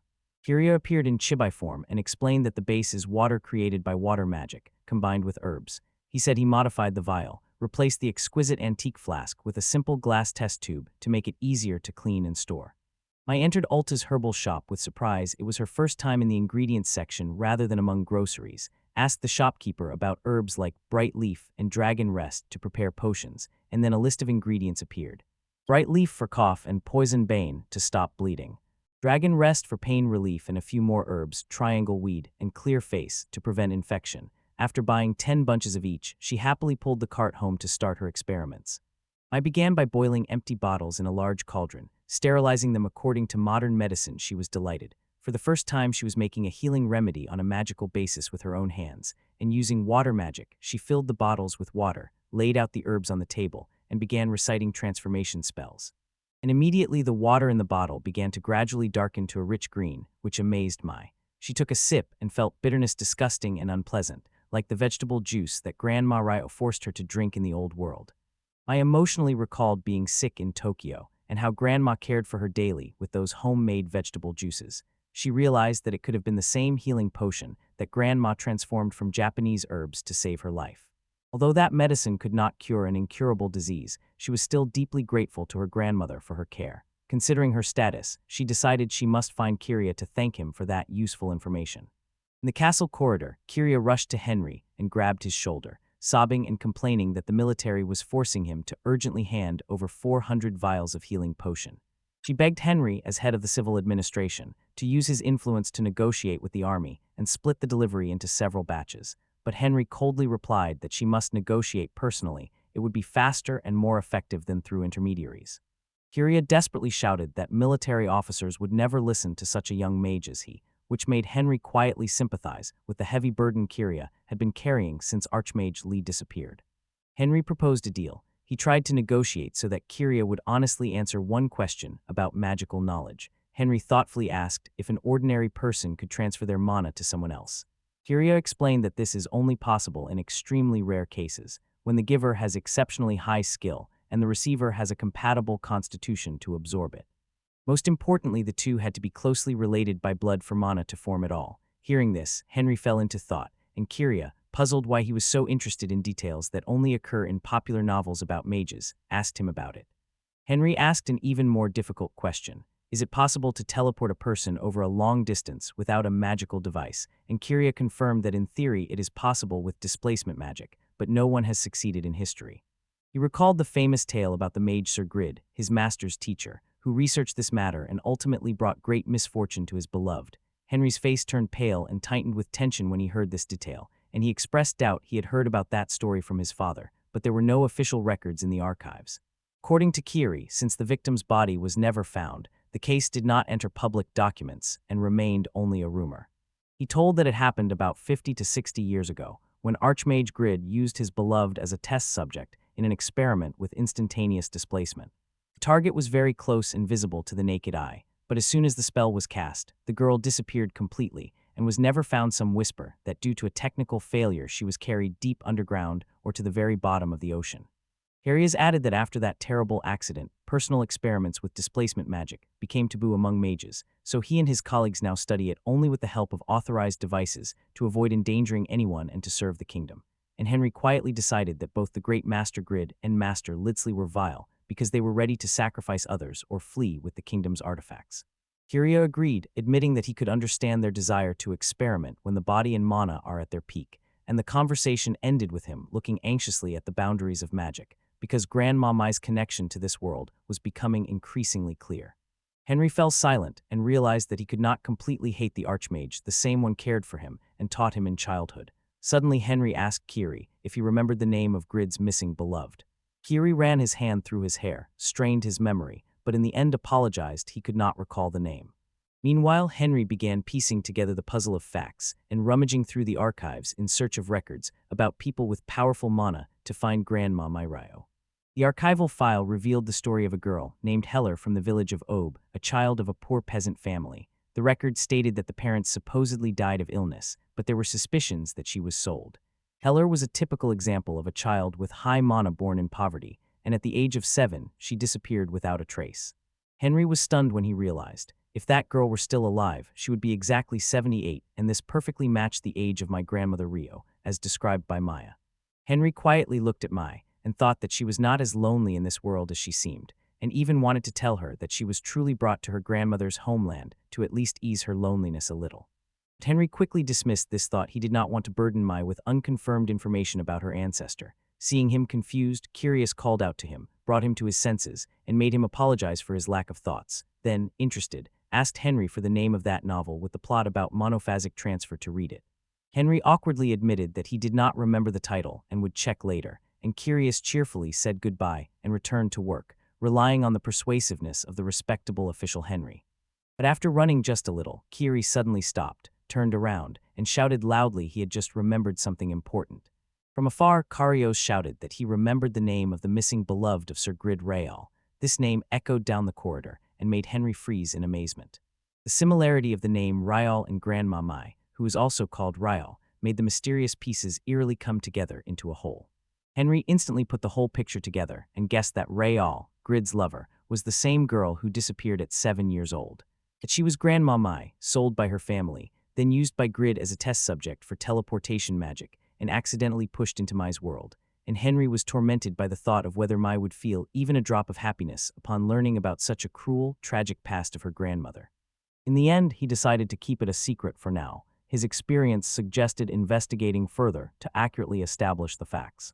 Standing before a mountain of papers, Henry felt his intuition pushing him to get to the heart of the matter. Soon, while sitting in his office working, a soldier entered and reported that a letter had arrived from Viscount Gawler. Henry quickly opened the letter and quietly admired how effective his adoptive father always was. The letter was about a veterinarian named Gonza, a person connected to his past. At dinner in the tavern, Henry told Mai that 20 years ago, when he first turned into a cat due to a terrible fever, his adoptive father spared no effort. He searched for and brought Dr. Gonza to save him. The doctor knew the beastfolk peoples well and then gave invaluable advice to the Viscount family, and the medicine given to him by Carlotta's biological mother turned out to be a family heirloom without any recorded recipe. To reassure Mai, who was worried about the medicine supplies, Henry asked his father to find Dr. Gonza, hoping that he could make the necessary medicine again. Henry said that Dr. Gonza might live in a village near the capital, so he decided to visit him next weekend both to stretch and to gather the needed information. Henry hesitated a little, then asked Mai if she wanted to join the trip. Maya immediately exclaimed with excitement and insisted that she really wanted to go, which surprised Henry for a moment. He awkwardly agreed, and the air became shy but warm. Maya covered her face with embarrassment and explained that after a severe illness she realized she needed to go out more and explore the world, not just stay in the capital and the provincial village. Henry thought she was incredibly sweet and gladly agreed to accompany her. They quickly agreed on the time, and Maya sincerely rejoiced that Henry allowed her to go out. After seeing me off, Henry remained alone in the tavern, lightly clenched his fist and whispered "good" with a completely satisfied expression because the secret date plan had worked wonderfully. On the holiday, Henry took Mai to Dr. Gonza, seating her next to him on a white horse. Mai was wildly happy. It was her first time riding, and Henry gently told her to say immediately if anything was wrong, while secretly sensing the faint scent of her hair. Finally, they reached a peaceful farm on the outskirts of the capital and met a good-natured bearded man, Dr. Gonza. In the cozy living room behind steaming cups of tea, Dr. Gonza smiled. He recognized Henry, that little cat he once treated, who had grown into a true well-mannered gentleman, and said that the Viscount had paid generously back then, so Henry need not worry about the debt. When Henry asked for medicine that would suppress the ability to transform, Dr. Gonza categorically refused, explaining that such drugs have extremely severe side effects. With regular use, they can make were-creatures infertile. Henry froze in surprise. Gonza's explanation exactly matched what Charlotte's biological mother had once warned him. Gonza gently advised that transforming into a cat is not a disease but a natural manifestation of the body, so it is better to learn to live peacefully with one's instincts than to forcibly suppress them with medicine. I looked anxiously at Henry when he admitted that it seemed there was no way to avoid his fate. Dr. Gonza signaled to both of us to keep the next revelation a secret. Gonza revealed a shocking truth. Although everyone thought that were-creatures on this new continent almost did not exist, this turned out to be false only in the capital and its surroundings. Among people, at least 100 were-creatures might secretly hide. Both Henry and I could not contain our astonishment at the huge number that Gonza named. Gonza said that only in his clinic he had treated at least 10 different were-creatures, explaining that they have an innate instinct to expand their territory, so it is no wonder they left the ancient continent in search of new lands. But here they have to hide their identity to live peacefully. I wondered how Gonza could know so much about were-creatures. I heard him lower his voice and confess that he had lived on the ancient continent until he was 30, and Henry and I sincerely thanked the doctor for sharing such valuable information. On the way back, Mai was excitedly thinking about those incredible stories she had just heard, and Henry apologized for dragging her on a trip that did not bring what they had hoped for. I lit up and asked Henry if he had plans after work, adding that she wanted to visit a place she had long wanted to see. Henry fell silent when the mice so sweetly invited him to have dinner together. The scene ended with him happily preparing for his first official date with that young lady. Nodding, Henry was still a bit sad after failing to get medicine from Gonza, so I decisively decided to lift his spirits in the only way I knew, by eating delicious food. She enthusiastically led Henry to the noisy, colorful Kuru district, known as the culinary paradise of the capital, with numerous stalls selling fruits and tempting treats. I enthusiastically explained that Kuro collects culinary treasures from many countries, and that visitors to the Hideout Tavern passionately recommended visiting there. Moreover, she was told that the area is very crowded, so it is better to go with a reliable man like Henry for safety. Henry smiled confidently and said that his greatest joy is finding delicious food, so his sense of smell unfailingly leads him to the best establishments. Henry admitted that the biggest advantage of his promotion to head of the civil service is the ability to extend his lunch break a little if he does his job well, and he proudly insisted that he works very hard, so no one should have the right to complain about this little luxury of his. I laughed and said that even she recognized a workaholic in him by the special aura that surrounded him. Suddenly, she felt a rich, familiar scent of spices in the air. I exclaimed with delight and rushed to the stall. The smell awakened nostalgia for her homeland. Henry, interested if it was a dish from her world, heard my notice that the aroma leaned towards tempting ethnic cuisine. She watched with admiration as the vendor skillfully poured white dough onto a hot pan and tightly wrapped fresh filling in it. He removed the nozzle. He held the hot dish and could not wait to try it. Just one bite, and Mai exclaimed with delight. An incredible taste, a perfect balance of spicy chili sauce and the rich sweetness of minced meat, so similar to the taste of her old world that her eyes filled with tears of joy and emotion. Seeing Mai's tears, a flicker of anxiety passed through Henry, but she quickly reassured him these were tears of joy. Although the food was hot, Henry felt deep satisfaction and gratitude because he saw her true happiness. After dressing, Mai enthusiastically invited Henry to the main restaurant she had chosen, and suddenly Henry reached out, took her hand, and warned her to be careful. Rumors were going around that beautiful people who got lost in Kuru were never found. From such unexpected frankness and a compliment from such a serious man, Mai froze, thinking he would never say such things, and her heart beat faster. They sat in a roadside diner, and the hostess served a generous table of seafood, crispy fried white fish with vegetable sauce, shrimp fried with rock salt, and a bowl of rice noodles with scallops. I was delighted by the sweet shrimp combined with salty rock salt and the tender fish in sweet and sour sauce. She exclaimed, "Wonderful," and admitted that since coming to this world, she had never felt such uplift and energy. While they cheerfully discussed the dishes, a boy running with a skewer full of meat stumbled and rushed straight to their table. The sharp skewer in his hand instantly became a real threat. Mai reacted lightning fast. A flash of magical light burst forward and saved the boy from a painful fall, and Henry watched all this stunned, not believing his eyes. Henry quickly caught the boy and reproachfully told the mother to be more careful when allowing him to play with sharp things like skewers, then turned to Mai with eyes full of surprise and quiet admiration because she so quickly created a protective barrier without any spell, and asked if she realized this difference, as she still looked quite innocent. He admitted that ordinary people usually do not see barriers, but because of the werewolf blood in him, he clearly noticed that strange power Mai had just used.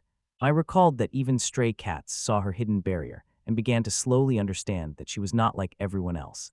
Then she confessed to Henry that she could create barriers and explained that all this was thanks to the knowledge and mana her grandmother Ryo left her, and Henry silently listened with a thoughtful face, which slightly worried Mai. So hesitantly she asked if he was angry that she had been hiding her magic all this time. Henry hurriedly calmed her down. He was not angry, just stunned by such powerful magic. He said that in his life he had only known two who could cast spells without words, Kyria and her master, but Kyria sometimes still pronounced the formulas just to look cool in front of others. Henry spoke sternly and warned May that magicians are already extremely rare and valuable, and if it became known that she could create magic without uttering spells, many forces would definitely try to recruit and use her. May shuddered at the very thought and assured that she did not want to get involved in such matters. She smiled and said that if talking about magic could bring trouble, she would rather keep it as a personal secret. Henry nodded in agreement and promised never to mention it again so that her peaceful life would remain safe. She nostalgically recalled the advice of her grandmother Ryo from the old world. Moderation is best in everything. She remembered her grandmother's cafe. Although it brought only modest profit, their life never fell into need or trouble.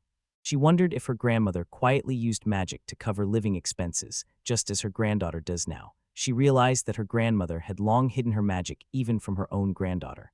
She pondered whether her grandmother had a traumatic past related to magic that forced her to hide until the end of her life. She understood that sometimes hiding power is a way to protect oneself from unforeseen misfortunes. Seeing her deep in thought, Henry asked if she was all right. She admitted that she was afraid. If she used her power recklessly, she could be exposed, but even more her heart was torn by standing aside when she could help. She did not regret having saved the boy earlier. May looked Henry straight in the eyes and said decisively, even if many people found out about her, she would still do the same if it could help someone. She admitted that since coming to this world she had wanted to live with meaning and help those around her. Henry quietly looked into May's determined eyes and smiled gently, saying that if she was truly walking this path, let him be beside her, support her, and help her do good as safely as possible. Henry resolutely promised to apply all his experience and knowledge as a senior civil servant to support May in any situation. May was stunned and worried that she might interfere with his busy work, but Henry insisted that he could handle it and it would not be a problem, and confessed that, until now, he had lived only for work and never had his own dreams or goals. But if he could become May's assistant and make her life brighter every day, that would be the greatest happiness he could hope for. May was touched by his sincerity and thought to herself that he was truly a very strong and warm man. May gladly agreed to take Henry as her assistant and warned him not to go back on his word. They smiled and sealed the new partnership with a handshake. Just having become her faithful assistant, curiosity appeared on Henry's face and sparks lit up in his eyes. He impatiently asked what kind of magic May used to earn money for living and demanded that she show it. Immediately May froze at his sudden enthusiasm. May decided to impress. With transmutation magic, she turned a handful of soil into sparkling opals right before Henry's eyes, and he froze with admiration. Then she showed how she creates exquisite aromas from dried tea leaves using magic. Not stopping there, Mike summoned a magical cloud that turned into a cool shower for Henry, then cast a heat spell. A soft, warm breeze dried his hair like a modern hairdryer, and Henry was simply bewildered by the convenience and variety of spells Mike possessed. I opened a wooden box and showed Henry those sparkling diamonds she occasionally created from coal when inspiration struck her. Henry took the flawless stones in his hands and, holding his breath, admired their refined cut and how perfectly they dispersed light, proof that Mai made extremely precise calculations. When Henry asked how many she could make at once, Mike indifferently replied about 20 for her. It was a trifle. Hearing this, Henry sank down and covered his face with his hands, realizing that Mai's power far exceeded all his expectations, and thought that her carelessness and lack of caution were the greatest danger. Henry told Mia a legend about a legendary mage who once saved the kingdom from famine by creating countless precious stones with magic to exchange them for food, and he decided that Mia's current ability was no different from that legend. If people found out about it, she would be considered a strategic weapon of the state. I asked anxiously if Henry could be accused of harboring a criminal because of what she had done, and Henry smiled, wiped sweat from his forehead, and promised he would never regret it to the authorities. adding that if anyone interrogated him, he would simply say, "I know nothing," to fully protect the secret of his young lady. He blushed and with keen interest wanted to learn more about Mai's world, confessing that her stories about the old world fascinated and tempted him, especially the description of the magical shower, and asked if she used magic in everyday matters, to which Mai looked at Henry with gentle eyes, quietly rejoicing that she had found someone with whom she could speak without secrets, and smiled that she would be glad if he taught her more about this world. The image was a metaphor. They were both inside a shining crystal globe, a sign of a warm and trusting bond slowly weaving between two lonely souls. A few days after Mai shared her magical secret with Henry, she felt she had taken a step out of loneliness and slightly opened her heart to the world. She was bustling in the kitchen when the doorbell rang. Little Sophia ran in, gently calling Mai by name, and beside her was her kind Uncle Dion, who asked Mai to look after Sophia that morning, as usual. Dion, Sophia's uncle, scratched his head in embarrassment and sincerely thanked her without Mai taking care of Sophia in the morning while the family was busy with work. He truly did not know how he would manage, and Mai smiled and reassured him. Playing with Sophia helped her relieve stress and feel cozy. She was filled with compassion for Sophia when she learned that the girl's mother died shortly after childbirth. In a world where medicine was limited, death was too common, and even Mai's magic had no healing spell to change this fate. Mai realized that although her magic was powerful, it was not omnipotent, and she had to witness a harsh truth in this world. Life was so easily cut short. She quickly pushed away gloomy thoughts and went to play dollhouse with Sophia, and together they joyfully rocked plush bears and toy bunnies. Then it occurred to me to go wash clothes with Sophia by the river near the house. She joyfully exclaimed that she would wash all the bedding and curtains to bask in the bright sun today. The morning flew by in games and hard work. It was time for lunch. Customers headed to the store while I prepared a special children's portion just for Sophia. The luxurious tray stood beef soup, raisin bread, and bright star-shaped fruit jelly adhered up the little girl. Sophia ate happily with a satisfied expression, and this simple joy warmed my heart too. Time flew by and Sophia's grandmother, Karen, came to pick her up. She brought me a bunch of fresh greens as a sincere thank you for taking care of Sophia so the family could work peacefully. Seeing how Karen gently holds the sleeping Sophia, she could not help but admire and secretly dreamed of someday having a warm family and such sweet children. When the midday bustle subsided, Dion returned to the shop for a late lunch and enthusiastically praised the tender stew and wonderful taste for such moderate prices.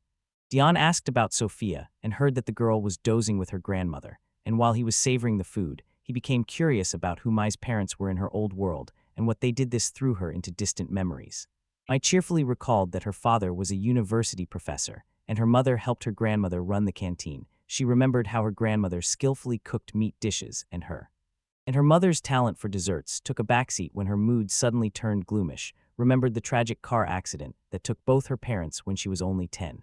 Since then, only the two of them remained, grandmother and granddaughter, who supported each other, along with their black cat Yatero, and the grandmother became their salvation, spending her whole life trying to make up for the lost affection. I deeply regretted and blamed herself for leaving her grandmother alone in the old world when she suddenly reincarnated here, and she remembered it since the day she discovered her magic. She searched her memory hundreds and thousands of times for the spell that could return a person to their native world, but in vain. Grandmother had given her all the valuable magical knowledge, yet she herself did not possess the magic of crossing between worlds, so Mai would never be able to return to give thanks. Despite the relentless pain and sorrow, Mai kept telling herself to be stronger and decided to live joyfully in this world so as not to let her grandmother down. She wiped away her tears and barely forced herself to smile. At that moment, Henry arrived earlier than usual, and it surprised me. Seeing his gloomy face and anxious eyes, she immediately felt that something was wrong and anxiously asked if something had happened to him in the castle. Mai wiped her tears and assured Henry that she was just recalling old things. Henry was silent, but inwardly blamed himself for letting her cry in front of him. At that moment, Dion approached and curiously asked about the new menu, the announcement of which Mai had just posted. I explained with a sparkle in my voice that it was fried fish in sweet and sour sauce. She learned this during a trip to the lively Kuru district, and Dion froze in surprise when he found out she went there alone. Suddenly, a cold, deadly aura emanated from Henry. I felt completely uneasy. He was rarely so stern, so Dion, realizing his mistake, quickly apologized and tried to leave to avoid tension. While I, embarrassed, tried to explain something, she accidentally spilled a bowl of sauce right on Henry's face. I shouted in panic sorry and hurriedly led him inside to clean up. Inside, Mai saw with horror that Henry's eyes became sharp like a cat's, a sign that he was about to transform from intense emotional excitement, and she frantically asked why it happened so suddenly, without the fever symptoms as before. Henry pressed his face in shame, unable to control the burst of jealousy. He begged Mai to let him stay a little longer until he calmed down, and Mai quickly made up an excuse that his clothes were ruined and he had to go home to change to explain it to Dion, who was standing outside. Outside, Dion was still trying to help and said that next time Mai goes to Kira, she should call him. He will show her all the best places. Mai smiled and refused because she did not want to further annoy Henry. When Dion left, she rushed into the room to check and found Henry completely transformed into a giant black cat. Cat Henry sadly admitted that he felt unhappy and useless in this absurd situation again. Cat Henry gloomily reminded her that Dion still clearly wanted to approach Mai and warned that those invitations might not be just kindness. Mai smiled to reassure him, said that maybe he was too suspicious, and then anxiously reminded Henry that he was still on duty at the castle and asked if he could soon return to human form. Henry sighed in despair. This strange state frightened him every time he imagined that one day he would never be able to become human again. I wanted to say something comforting, but froze, realizing her words could not truly console Henry. He insisted she tell the secret because he trusted her completely, and when it became quiet, Henry's cat instinctively licked Mai's hand, which embarrassed them both. Cat Henry hurriedly apologized, explaining that in this form his body sometimes acts on animal instincts he cannot control, and this overly intimate gesture made me feel both shame and confusion at the same time. I sat down in front of the cat Henry and revealed her secret. If he could never return to human form, she intended to keep him in this house and care for him all her life, and tears welled up in her eyes as she admitted how absurd it sounded after all. Henry was a nobleman from the Visconti family who never needed the care of a commoner. I gently stroked his smooth black fur seeking comfort. Panel 263. Mai hesitated and asked to hug Henry by the neck once more. The sight of the huge black cat painfully reminded her of Yatero from her old world, and Henry, embarrassed but gentle, agreed to soothe her sorrow. She embraced him, buried her face in his warm fur. Memories of how she had petted Yatero surged, and tears rolled down her cheeks. Henry felt pain and anxiety for Mai's cat in her other world, so he remained silent to let her vent. Mai confessed that she knew it was not worth being greedy. The fact that they were alive and safe here was already a miracle, but the longing for Yatero was unbearable. Henry also sank into silence, and painfully worried that he had again shown Mai his weakest sides, while she remained so strong and compassionate. Mai gently touched Henry's big paw and confessed that she too was a helpless adult, who every time she thought about her grandmother and Yatero would dissolve into tears. She smiled and suggested creating an alliance of helpless adults to encourage each other in moments of weakness and trouble, and Henry felt an unusual warmth from her understanding and delicate approach. Noticing that his body was beginning to change, Henry hurriedly asked Mai to step back so he could return to human form without awkwardness, and when he recovered, he came out with a stern face and apologized for making her wait. Then he unexpectedly asked her, "Could you, when he someday turns into a cat, treat him like Yatero to ease your longing?" A sincere request that simply stunned me. Mai looked at Henry tenderly and firmly shook her head. Yatero is Yatero, and Henry is Henry, each special to her, and she would never confuse or replace one with the other. Henry felt a moment of pain, but quickly relaxed and smiled when Mai promised to pet him every time he turned into a cat because she truly loved his fur. Henry prepared to return to the castle to continue his work and asked Mai to be careful. Before leaving, he stood by the window, looked at her with a meaningful gaze, and unexpectedly apologized in advance because he knew he would surely turn into a cat right in front of her more than once. Mai looked puzzled at his retreating figure and wondered how he could be so sure about that. Henry walked down the castle corridor with a flushed face when he realized the obvious truth. His jealousy from seeing me with another man had triggered his transformation. He reproached himself for pettiness, even envied such a client as Dion, and lost control. Henry feared that if this continued, his relationship with Mai would not move forward, but on the contrary, would only annoy her and cause disgust. Immersed in anxious thoughts, Henry felt a colleague, Gilch, approach him, and seeing his strange face, asked if he had problems at work. Gilch impatiently asked Henry to show him good spots near the castle. He was tired of the food in the state canteen, and Henry immediately refused and secretly decided to keep this place a secret because he did not want some eloquent guy like Gilch to come up to him and throw him into anxiety again over the fact that he might soon turn into a cat. The mood suddenly darkened when Henry looked out the window and saw thick black clouds approaching, heralding a strong storm over the capital, and Gilch also noticed the sharp change in weather after a long drought and anxiously asked if it would rain. Henry raised his eyes to the sky with anxiety and quietly prayed that the city walls would withstand the approaching storm. The chapter ended with an ominous warning about natural disasters that were about to strike the kingdom of Wellnose. The sky of the capital was covered with black clouds, and as night fell, the rain grew stronger, unusually fierce, which deeply troubled me. She was worried about little Sophia because the girl's house stood right by the river, and she feared whether danger threatened her and herself. And at that moment, Henry appeared in the hideout, soaked in a black cloak, and frightened me. Henry gasped and explained that he was afraid May did not know how to get out. It was her first such devastating flood, so he rushed to her, grabbed her, and took her to a safe place. Henry anxiously asked if May was alone, and when she confirmed, his face tightened. He mentally reproached those who were not nearby to protect her in this dangerous situation, but quickly pushed the thought aside and focused on the urgent task. Henry decisively told May not to panic, and informed her that the seawall had officially broken through. The situation was extremely dangerous, so he ordered to follow him immediately because all residents were being evacuated from here. In the pouring rain, May cast a special barrier in the form of a giant umbrella with a ventilation pipe on top so they would not get wet, and Henry was stunned by the creativity and practicality of the spell when he saw that they were completely dry despite the storm. I proudly boasted that the barrier also repelled cold and held heat perfectly, and Henry, impressed, could not resist teasing its somewhat cute appearance with that little chimney swaying above my head. When they reached the evacuation gathering point, Henry reminded May to remove the barrier if people saw them completely dry in the rain. It would arouse unnecessary suspicion. I immediately agreed and saw in horror hundreds of people, crowded in an open field under the icy rain, all trembling from cold and fear of the incredible force of the disaster surrounding them. Seeing the elderly and children tormented by piercing cold, with no shelter or even a dry place to sit, tore my heart apart, and she realized that even if they survived the flood, many could die from hypothermia if the situation continued further. May looked at Henry and decisively said she could not stand idly by she decided to use the magic her grandmother had given her to help people because she believed her grandmother would choose to save lives rather than accumulate power. Henry instantly understood and advised me to stand behind him and secretly whisper the spell so that no one would notice. He promised to take responsibility and deal with any consequences if someone suspected magic. Mike concentrated deeply and imagined a huge barrier covering the entire square. Henry watched in awe at the powerful mana bursting outward and silently admired my astonishing speed as a transparent screen began to form on an unprecedented scale. A dazzling light flashed and created a huge magical dome covering the entire evacuation zone. The strong barrier immediately stopped heavy raindrops and the howling wind outside, creating a completely protected space for everyone in the square. The frightened crowd instantly fell silent and looked in amazement because the rain stopped right above their heads. Although the storm still raged around, some reached out their hands and felt the invisible wall surrounding them, and a whisper spread as people realized. This was a magical barrier, a power they had only heard of in tales about royal archmages. Joy instantly broke out on the faces of everyone when they realized that some mysterious mage had saved them.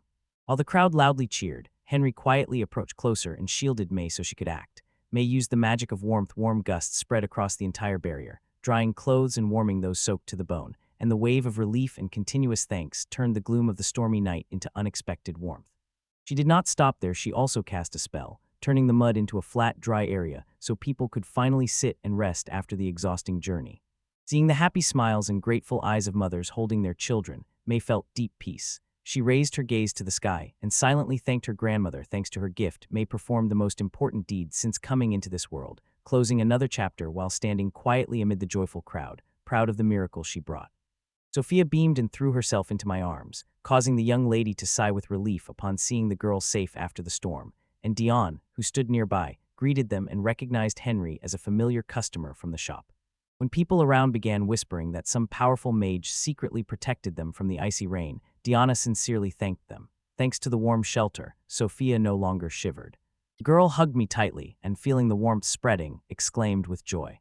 Dion sadly said that his house was probably flooded with mud and cleaning would be hard. May immediately rushed to help, but Dion politely declined, saying it was hard work for men. May watched them leave and felt guilty. Although she was a mage who could create without words, she had to hide her true nature and could not immediately start cleaning. Just as she sank into her thoughts, Henry approached and quietly asked, "Do you really want to help people?"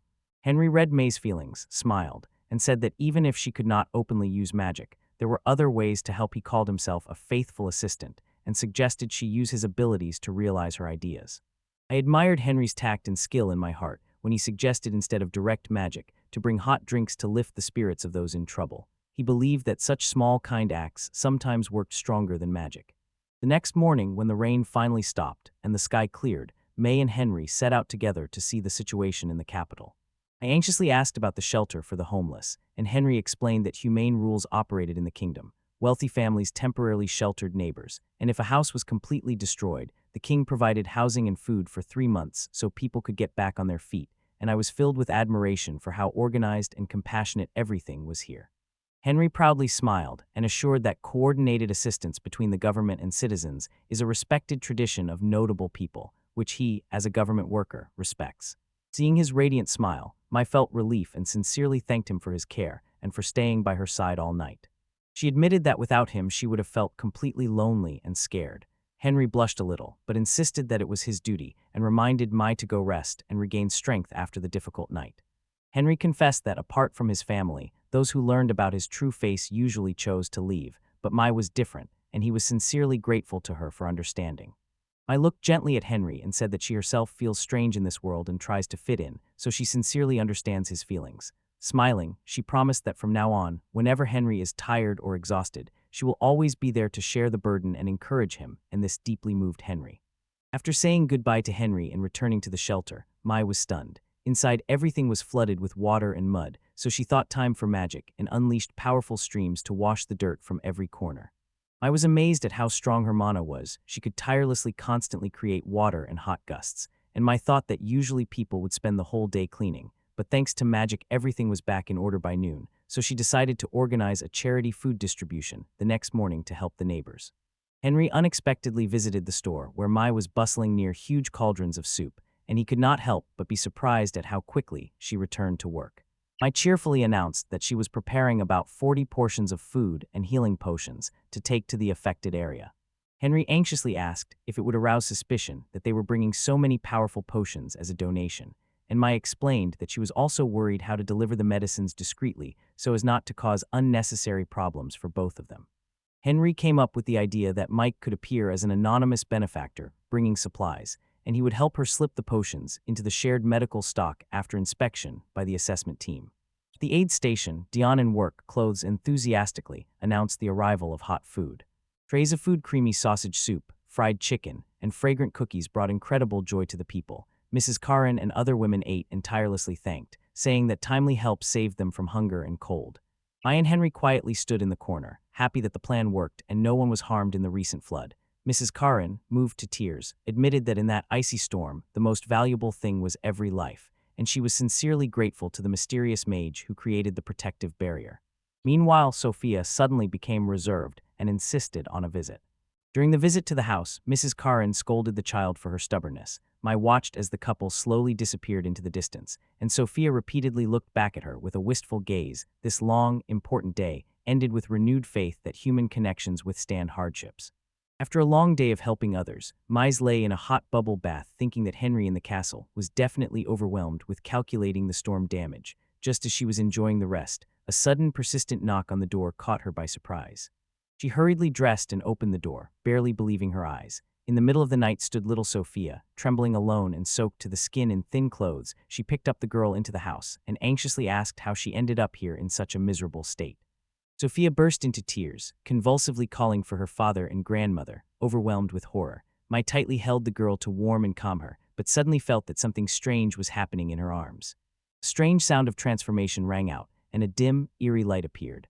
I watched in horror as little Sophia's hands became covered with thick fur and grew sharp claws. She looked down and saw a fluffy tail peeking out from under her clothes.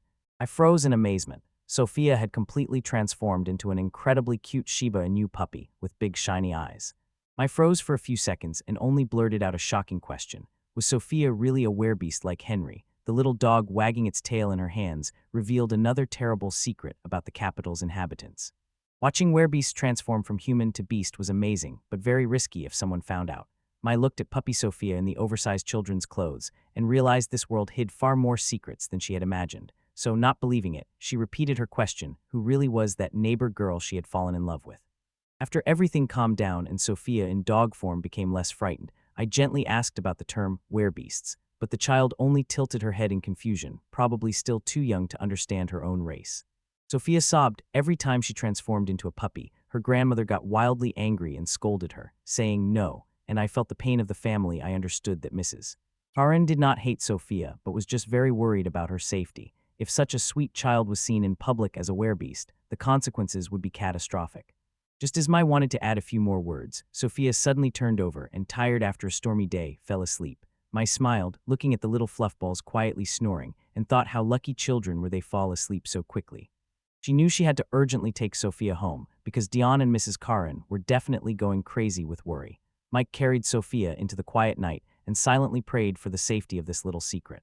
After walking a bit, I met Dion and Mrs. Karin rushing towards us, their faces flooded with tears of despair. Seeing Sophia sleeping in my arms, Dion burst with joy and bowed repeatedly in thanks, saying she had saved his family's life again. Dion's voice cracked as he admitted he was terribly afraid of losing his only daughter forever without Mai's help, and suddenly, the air tensed. Mai noticed sharp, piercing gazes from the darkness behind them. Mysterious dark silhouettes appeared from behind, and I felt a heavy pressure, as if it wrapped the entire space. She realized that Diana's family seemed terrified. They feared she had seen Sophia's true form. Misted Porn did not know how to tell this truth in a way that would preserve their trust, and quietly wondered whether to reveal that she too was hiding the secret of another werebeast. I took a deep breath and resolutely declared before the Dion family that she had seen Sophia change for a moment, but insisted that she would pretend as if she had seen nothing, and firmly promised to keep this secret for life. Seeing the sincerity and determination in my eyes, Dion's father, Sophia's grandfather, was deeply moved, pressed his hand to the left side of his chest in a gesture of respect for werebeasts, and sincerely thanked the girl for her mercy. By the order of Dion's father, Dion was to escort me home to repay the debt of gratitude, and Mrs. Karen was stunned by the young lady's understanding. Before leaving, I asked Mrs. Karen to continue trusting her with Sophia's care when she was busy, because she truly loved the girl, no matter what form she took. Mrs. Karen looked at Mai's retreating back with a heavy gaze and whispered a belated thank you. The chapter ended with the werebeast family quietly pulling their cart home through the silent night of the capital. On the way, Diana curiously asked if Sophia had said anything to Mai. Mai smiled and replied that the girl said she was scolded every time she turned into a dog, and that Mai had comforted her, saying people were just worried. Diana was silent for a long time, then unexpectedly asked Mai if she felt fear or disgust when she learned the truth. Maya instantly turned to Dion with a serious expression and firmly said that Sophia was extremely dear to her, as if in a dream, leaving Dion completely stunned. I enthusiastically described Sophia's cuteness from her chubby legs and round belly to her tiny, pretty ears and bright brown eyebrows, which made her incredibly happy. Dion froze, stunned by my obsessed admiration for animals, and thought I was a real weirdo. Then Dion quietly explained the reason for Sophia's loss of control. The day before a great storm, she accidentally came across a pack of fierce hunting dogs. When she was gathering herbs with her grandmother, Dion explained that usually large hunting dogs did not attack werebeasts, but since Sophia was in human form then, the pack saw her as easy prey. The leader rushed and attacked Sophia, suffered severe psychological trauma, and this extreme fear shook the structure of her body, causing her to involuntarily transform in her sleep or under stress. Dion tormented himself, blaming both himself and his mother for being too strict and scolding Sophia instead of understanding her fear, and feared that if Sophia suddenly transformed in a crowd, the family would not be able to protect her. Noticing the pain on Dion's face, I immediately suggested that he continue to trust Sophia with her care. She promised to find a way to arrange a truly safe place where the girl could be calm and not fear being seen by strangers. A few days later, Mai finally hung thick curtains around the kitchen and resting area in the hideout so that no one outside could see, and swore that with sufficient caution, Sophia would be able to play there freely and safely. But from that day, Sophia never returned to the shop, and Maya was a little upset and wondered if the Dion family still did not trust her. The capital was still recovering from the storm and bustling with reconstruction. Henry was too busy and did not visit the shop, and Mike picked up a few acorns on the road and thought to use transformation magic to turn them into coffee beans and recreate the taste of home. She enthusiastically went through all the stages, roasted the beans, cooled them, coarsely ground them, and finally got a cup of thick, dark drink. Just as Mai tried it and felt that the taste was slightly different from that in her grandmother Ryo's shop, Henry suddenly entered the cafe, apparently tired after work, and Mai cheerfully invited him to try the new drink she recreated from her old world and called coffee. Henry took a sip and praised the aroma wonderful, but the bitterness left a strange aftertaste, nothing like real coffee, and Mai was momentarily overwhelmed by disappointment. Was it a mistake to use acorns as an ingredient? Mai admitted that she used transmutation magic on the acorns, but could not understand why the taste turned out different from what she expected. Henry looked at the rest of the acorns and pointed to a small detail that made me freeze with shame. In one acorn, a worm had gnawed a tiny hole, and he explained that although transmutation magic can change the material's structure, if the raw material is damaged or contaminated, the finished product will carry these flaws. Henry smiled, remembering how in childhood he collected acorns from which worms crawled out, and made the maid scream only covered his face, and shyly laughed at her carelessness. Henry encouraged her, Even with magic, there is still much to learn in life, and only practice working with your hands makes a cook truly valuable. He helped me clear the pots and warmly offered to help her deliver the next batch of food to the people. Pushing the cart down the street together, Henry suddenly glanced at the new curtains May had hung in the shop and asked if she was deliberately hiding something. The insight of the chief civilian official of the capital stunned Mai, but she quickly composed herself and explained. Looking at Henry, she thought that if he found out that Sophia was also a beast person, it could save them both. The meeting ended with Mai resolutely deciding to soon bring together the two kindred spirits. She hesitantly apologized for not being able to say why she hung the curtains. Henry maintained a calm, polite expression and replied that he was the one who should apologize for his excessive curiosity about her private affairs. However, Henry suddenly became serious and sharply asked Maya if her lover valued her, then noted that in such a devastating flood, why wouldn't he appear to protect or at least care for her? Maya froze, confused and full of questions before this sudden but mistaken display of concern from the chief civil official of the capital. Maya immediately denied and firmly said that she did not have a lover as he imagined. Henry froze, his face turned pale from shock, and he recalled hearing that she told the tavern keeper Ro that she would go to the spring festival with her lover. I carelessly explained that it was just a social lie to avoid offending Romy and to avoid troublesome romantic conversations. The air froze in eerie silence as Henry realized he had been imposing meaning on things and overthinking for so long, while Mai remained cheerfully carefree as if nothing had happened, whereas Henry could only hide his face in shame over his painful misunderstanding, and an awkward silence hung between them.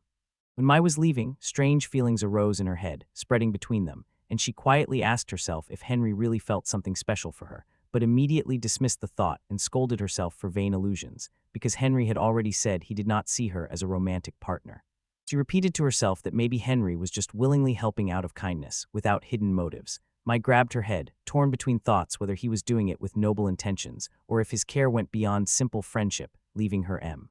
Her mind was in turmoil and could not find a clear answer. Henry silently pushed the cart next to me with a gloomy, solemn expression and said nothing more, making the silence heavy and thoughtful. I glanced at his profile and secretly dreamed that he would finally say something specific instead of this silence.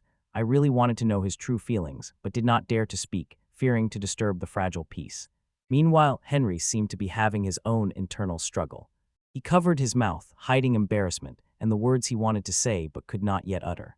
I thought that if Henry had been a little more open, she would not have been mistaken about his feelings earlier. The scene with them under the capital's sky faded, and the action moved to the castle, where servants were bustling, checking the storerooms again. Harias was counting the aid supplies after the flood when he suddenly stopped, looked suspiciously at the shelves, and asked a colleague if the state really sent exactly 50 bottles of healing elixirs. The embarrassed colleague ran over and threw a stunning piece of news. The returned bottles had not decreased, there were 40 more, so the quantity in the warehouse did not match the inventory book at all. Kyria clenched the inventory sheet in disbelief, realizing that the appearance of these 40 strange bottles was irrational and terrible. Images reappeared in his mind, as if Mai was secretly brewing elixirs, and Henry was slipping them into the warehouse, a truth slowly surfacing. Mai's good heart unexpectedly became a fuse that could shake the strict state control over medicines and provoke unprecedented chaos among mages. A brief summary of knowledge about the history of healing elixirs appeared.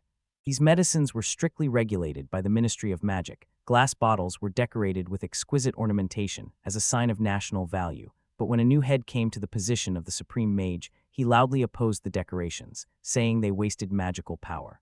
He asked the king to allow simple, undecorated bottles like those commonly found on the market, and the king agreed. Since then, the royal healing potions began to look ordinary, unintentionally opening a loophole. Ordinary people found it difficult to distinguish genuine from counterfeit. Kyria picked up a bottle of healing potion, examined it, and with a smile revealed that the ministry's bottles have a secret mark known only to a few chosen ones, adding that these marks are changed from time to time so that criminals cannot forge them for profit. Harias checked the count and with horror discovered, out of 90 found vials, 40 had forged labels indistinguishable from the real ones. He recalled the terrible tragedy 25 years ago when an epidemic took two princes because they did not know and used fake healing elixirs, and the fear flared up again with someone trying to repeat that dark chapter in the kingdom of Well-Knows. Old records say real healing potions work only when magical energy flows through them, and the forged vials then proved completely useless. Although they were tightly sealed in the ministry's treasury, the mages raged and could not understand why the supplies failed, while those who brought the fakes insisted their bottles were genuine. The investigation revealed a stunning truth. Castle servants secretly swapped real potions for fakes to sell them outside the court. They had hidden, unlisted magic that allowed them to sneak into positions and steal, and the Crown's personnel department had to admit it failed the people check and caused great damage to the kingdom. The old tragedy left a deep pain. Due to complacency and false trust, the innocent died. After that, the healing elixir storage was moved from the ministry treasury to houses guarded around the clock by soldiers. Meanwhile, glass bottles were allowed to be made only in state workshops under close supervision. These workshops were strictly forbidden to supply such containers outside the castle to preserve the monopoly and secure the royal medicines. Carius squinted and saw 40 strange vials matched down to the smallest details from the mark's location to tiny glass curves, and he realized with admiration that such precision could not be made by an amateur forger. Here a master hand or higher-level magic was needed. A colleague suggested recording who brought the bottles, but Carius stopped him and decided to investigate himself while fixing the levee. He borrowed 2 ampules as samples. On the riverbank, people shouted excitedly as mages came to help clear the silt after the storm. Kyria asked everyone to step back, preparing for a spell. Kyria waved his hands. Powerful streams of mana burst from his palms, causing dirt and boulders to move as if alive and arrange into solid, stable blocks. White smoke curled, huge stones rose into the air like leaves. People gasped in amazement. The earth obeyed the mage's will, and they silently admired the miracle created by the kingdom's servants. Children shouted excitedly and praised the great mage. Kyria smiled at the crowd's support, but fatigue took its toll, and he wanted something sweet to restore his strength after expending mana. He remembered sandwiches with smoked meat, Lord Grid's favorite treat, and wondered if he might visit him someday. Kyria considered Lord Grid a reclusive mage who rarely received guests, except Kyria's master, but sometimes he still dreamed of meeting that elder. Yet Carius felt uneasy because of Lord Grid's reputation, the so-called mad mage who once used his beloved as an experiment. Now, at 85 years old, Grid remained a mystery to future generations. Although Count Grid was a famous mage, he never officially worked at the castle and devoted his life entirely to pure magical research. Kyria also admitted that she was passionately fascinated by magic, but felt that Lord Grid's enthusiasm had a completely different, eerie shade. Visions of a strange dark creature appeared before her eyes, proof of forbidden, demonic experiments once conducted by the great mage, and while reviewing worn books, she felt an invisible pressure emanating from the ancient magical knowledge left by Grid. Kyria told herself, no matter how busy he was, visits to important people cannot be postponed. If you delay, you might never do it. Therefore, still holding a half-eaten piece of bread in his hand, he decided to set off immediately. When Carius arrived, an elderly housekeeper with a kind face came out to meet him and sincerely thanked him for the unexpected visit, inviting him inside to wait. She herself slowly climbed the stairs, moving stiffly and with the pains of old age. Carius looked at her with pity, knowing that despite her weakened health, she had to take care of the entire large estate on her own. Standing in the spacious reception room of the estate, Kyria thought, if Lord Grid can probably make many healing potions himself, then why wouldn't he use them himself instead of burdening all the care on the servants? Suddenly he remembered a strict rule. Mages at the castle received high pay, but they were categorically forbidden to privately make healing potions for their own use. At that moment the doorbell rang as a sign of permission from inside, and Kyrias entered the study filled with books, where Lord Grid was sitting thoughtfully in a large armchair, and coldly asked who dared to disturb his silence. Kyria politely introduced himself as a student of Leedsley, who is currently temporarily heading the magical department instead of his teacher, and sincerely admitted that since Juzel Leedsley disappeared, he had not had time to check Grid's health and asked the senior mage for forgiveness for the delay. Lord Grid curled his lip in a mysterious smile and said that visiting the sick is not for show, but to carefully notice the other's condition and share his pain. He called Kyria's polite phrases empty manners, which slightly embarrassed the young sorceress, though she remained respectful. Grid gestured for her to sit and drink tea and asked if the whereabouts of Juzel Leedsley were still unknown. Kyria sadly confirmed and said she still prays for her teacher's survival. Lord Grid calmly sipped tea and bitterly said that prayers bring no practical benefit, and this made Kyria's feel regret and a desire to finish the day sooner. And the conversation and leave. Just as Kyria's was about to leave, Lord Grid's sharp gaze suddenly fell on the bag at his side, and he sharply demanded to know what was inside. And trembling and embarrassed, Kyrias honestly admitted that there were empty bottles of healing potion he had brought to figure out a few questions, after which Grid immediately ordered them to be handed over for inspection. As soon as Grid raised the vial to the light and looked closely, his face turned pale. He noticeably shuddered. Drops of sweat rolled down the forehead of the old supreme mage, and he repeatedly exclaimed, "Impossible." Kyria anxiously asked what had happened, but Grid seemed to freeze from the incredible discovery. Suddenly he asked if Kyria knew the technique of mana analysis. Kyria answered uncertainly that she only knew a little, and Grid sharply became angry, saying that the castle mages were too obsessed with practice to the detriment of deep research, and demanded that Kiria immediately reveal who created the vial. Kayas tried to explain that this could be just the work of an ordinary glazier, but Grid interrupted him with a shout and categorically stated that he was completely wrong. He raised the vial up, his eyes blazing with determination, and declared that this was definitely not the work of a simple craftsman. With a commanding voice, Grid ordered Carius to find and bring to him the mage who created this vial at any cost. The old archmage hugged the vial to his chest like a priceless treasure, and, overwhelmed with emotion, exclaimed that the creator was the one he had been waiting for 55 years. With fear in his voice, he said that there could be no mistake the mark, and the exquisite technique could belong only to one person, Rial, and this name echoed again in the silence of the office, filling the air with tension and mystery.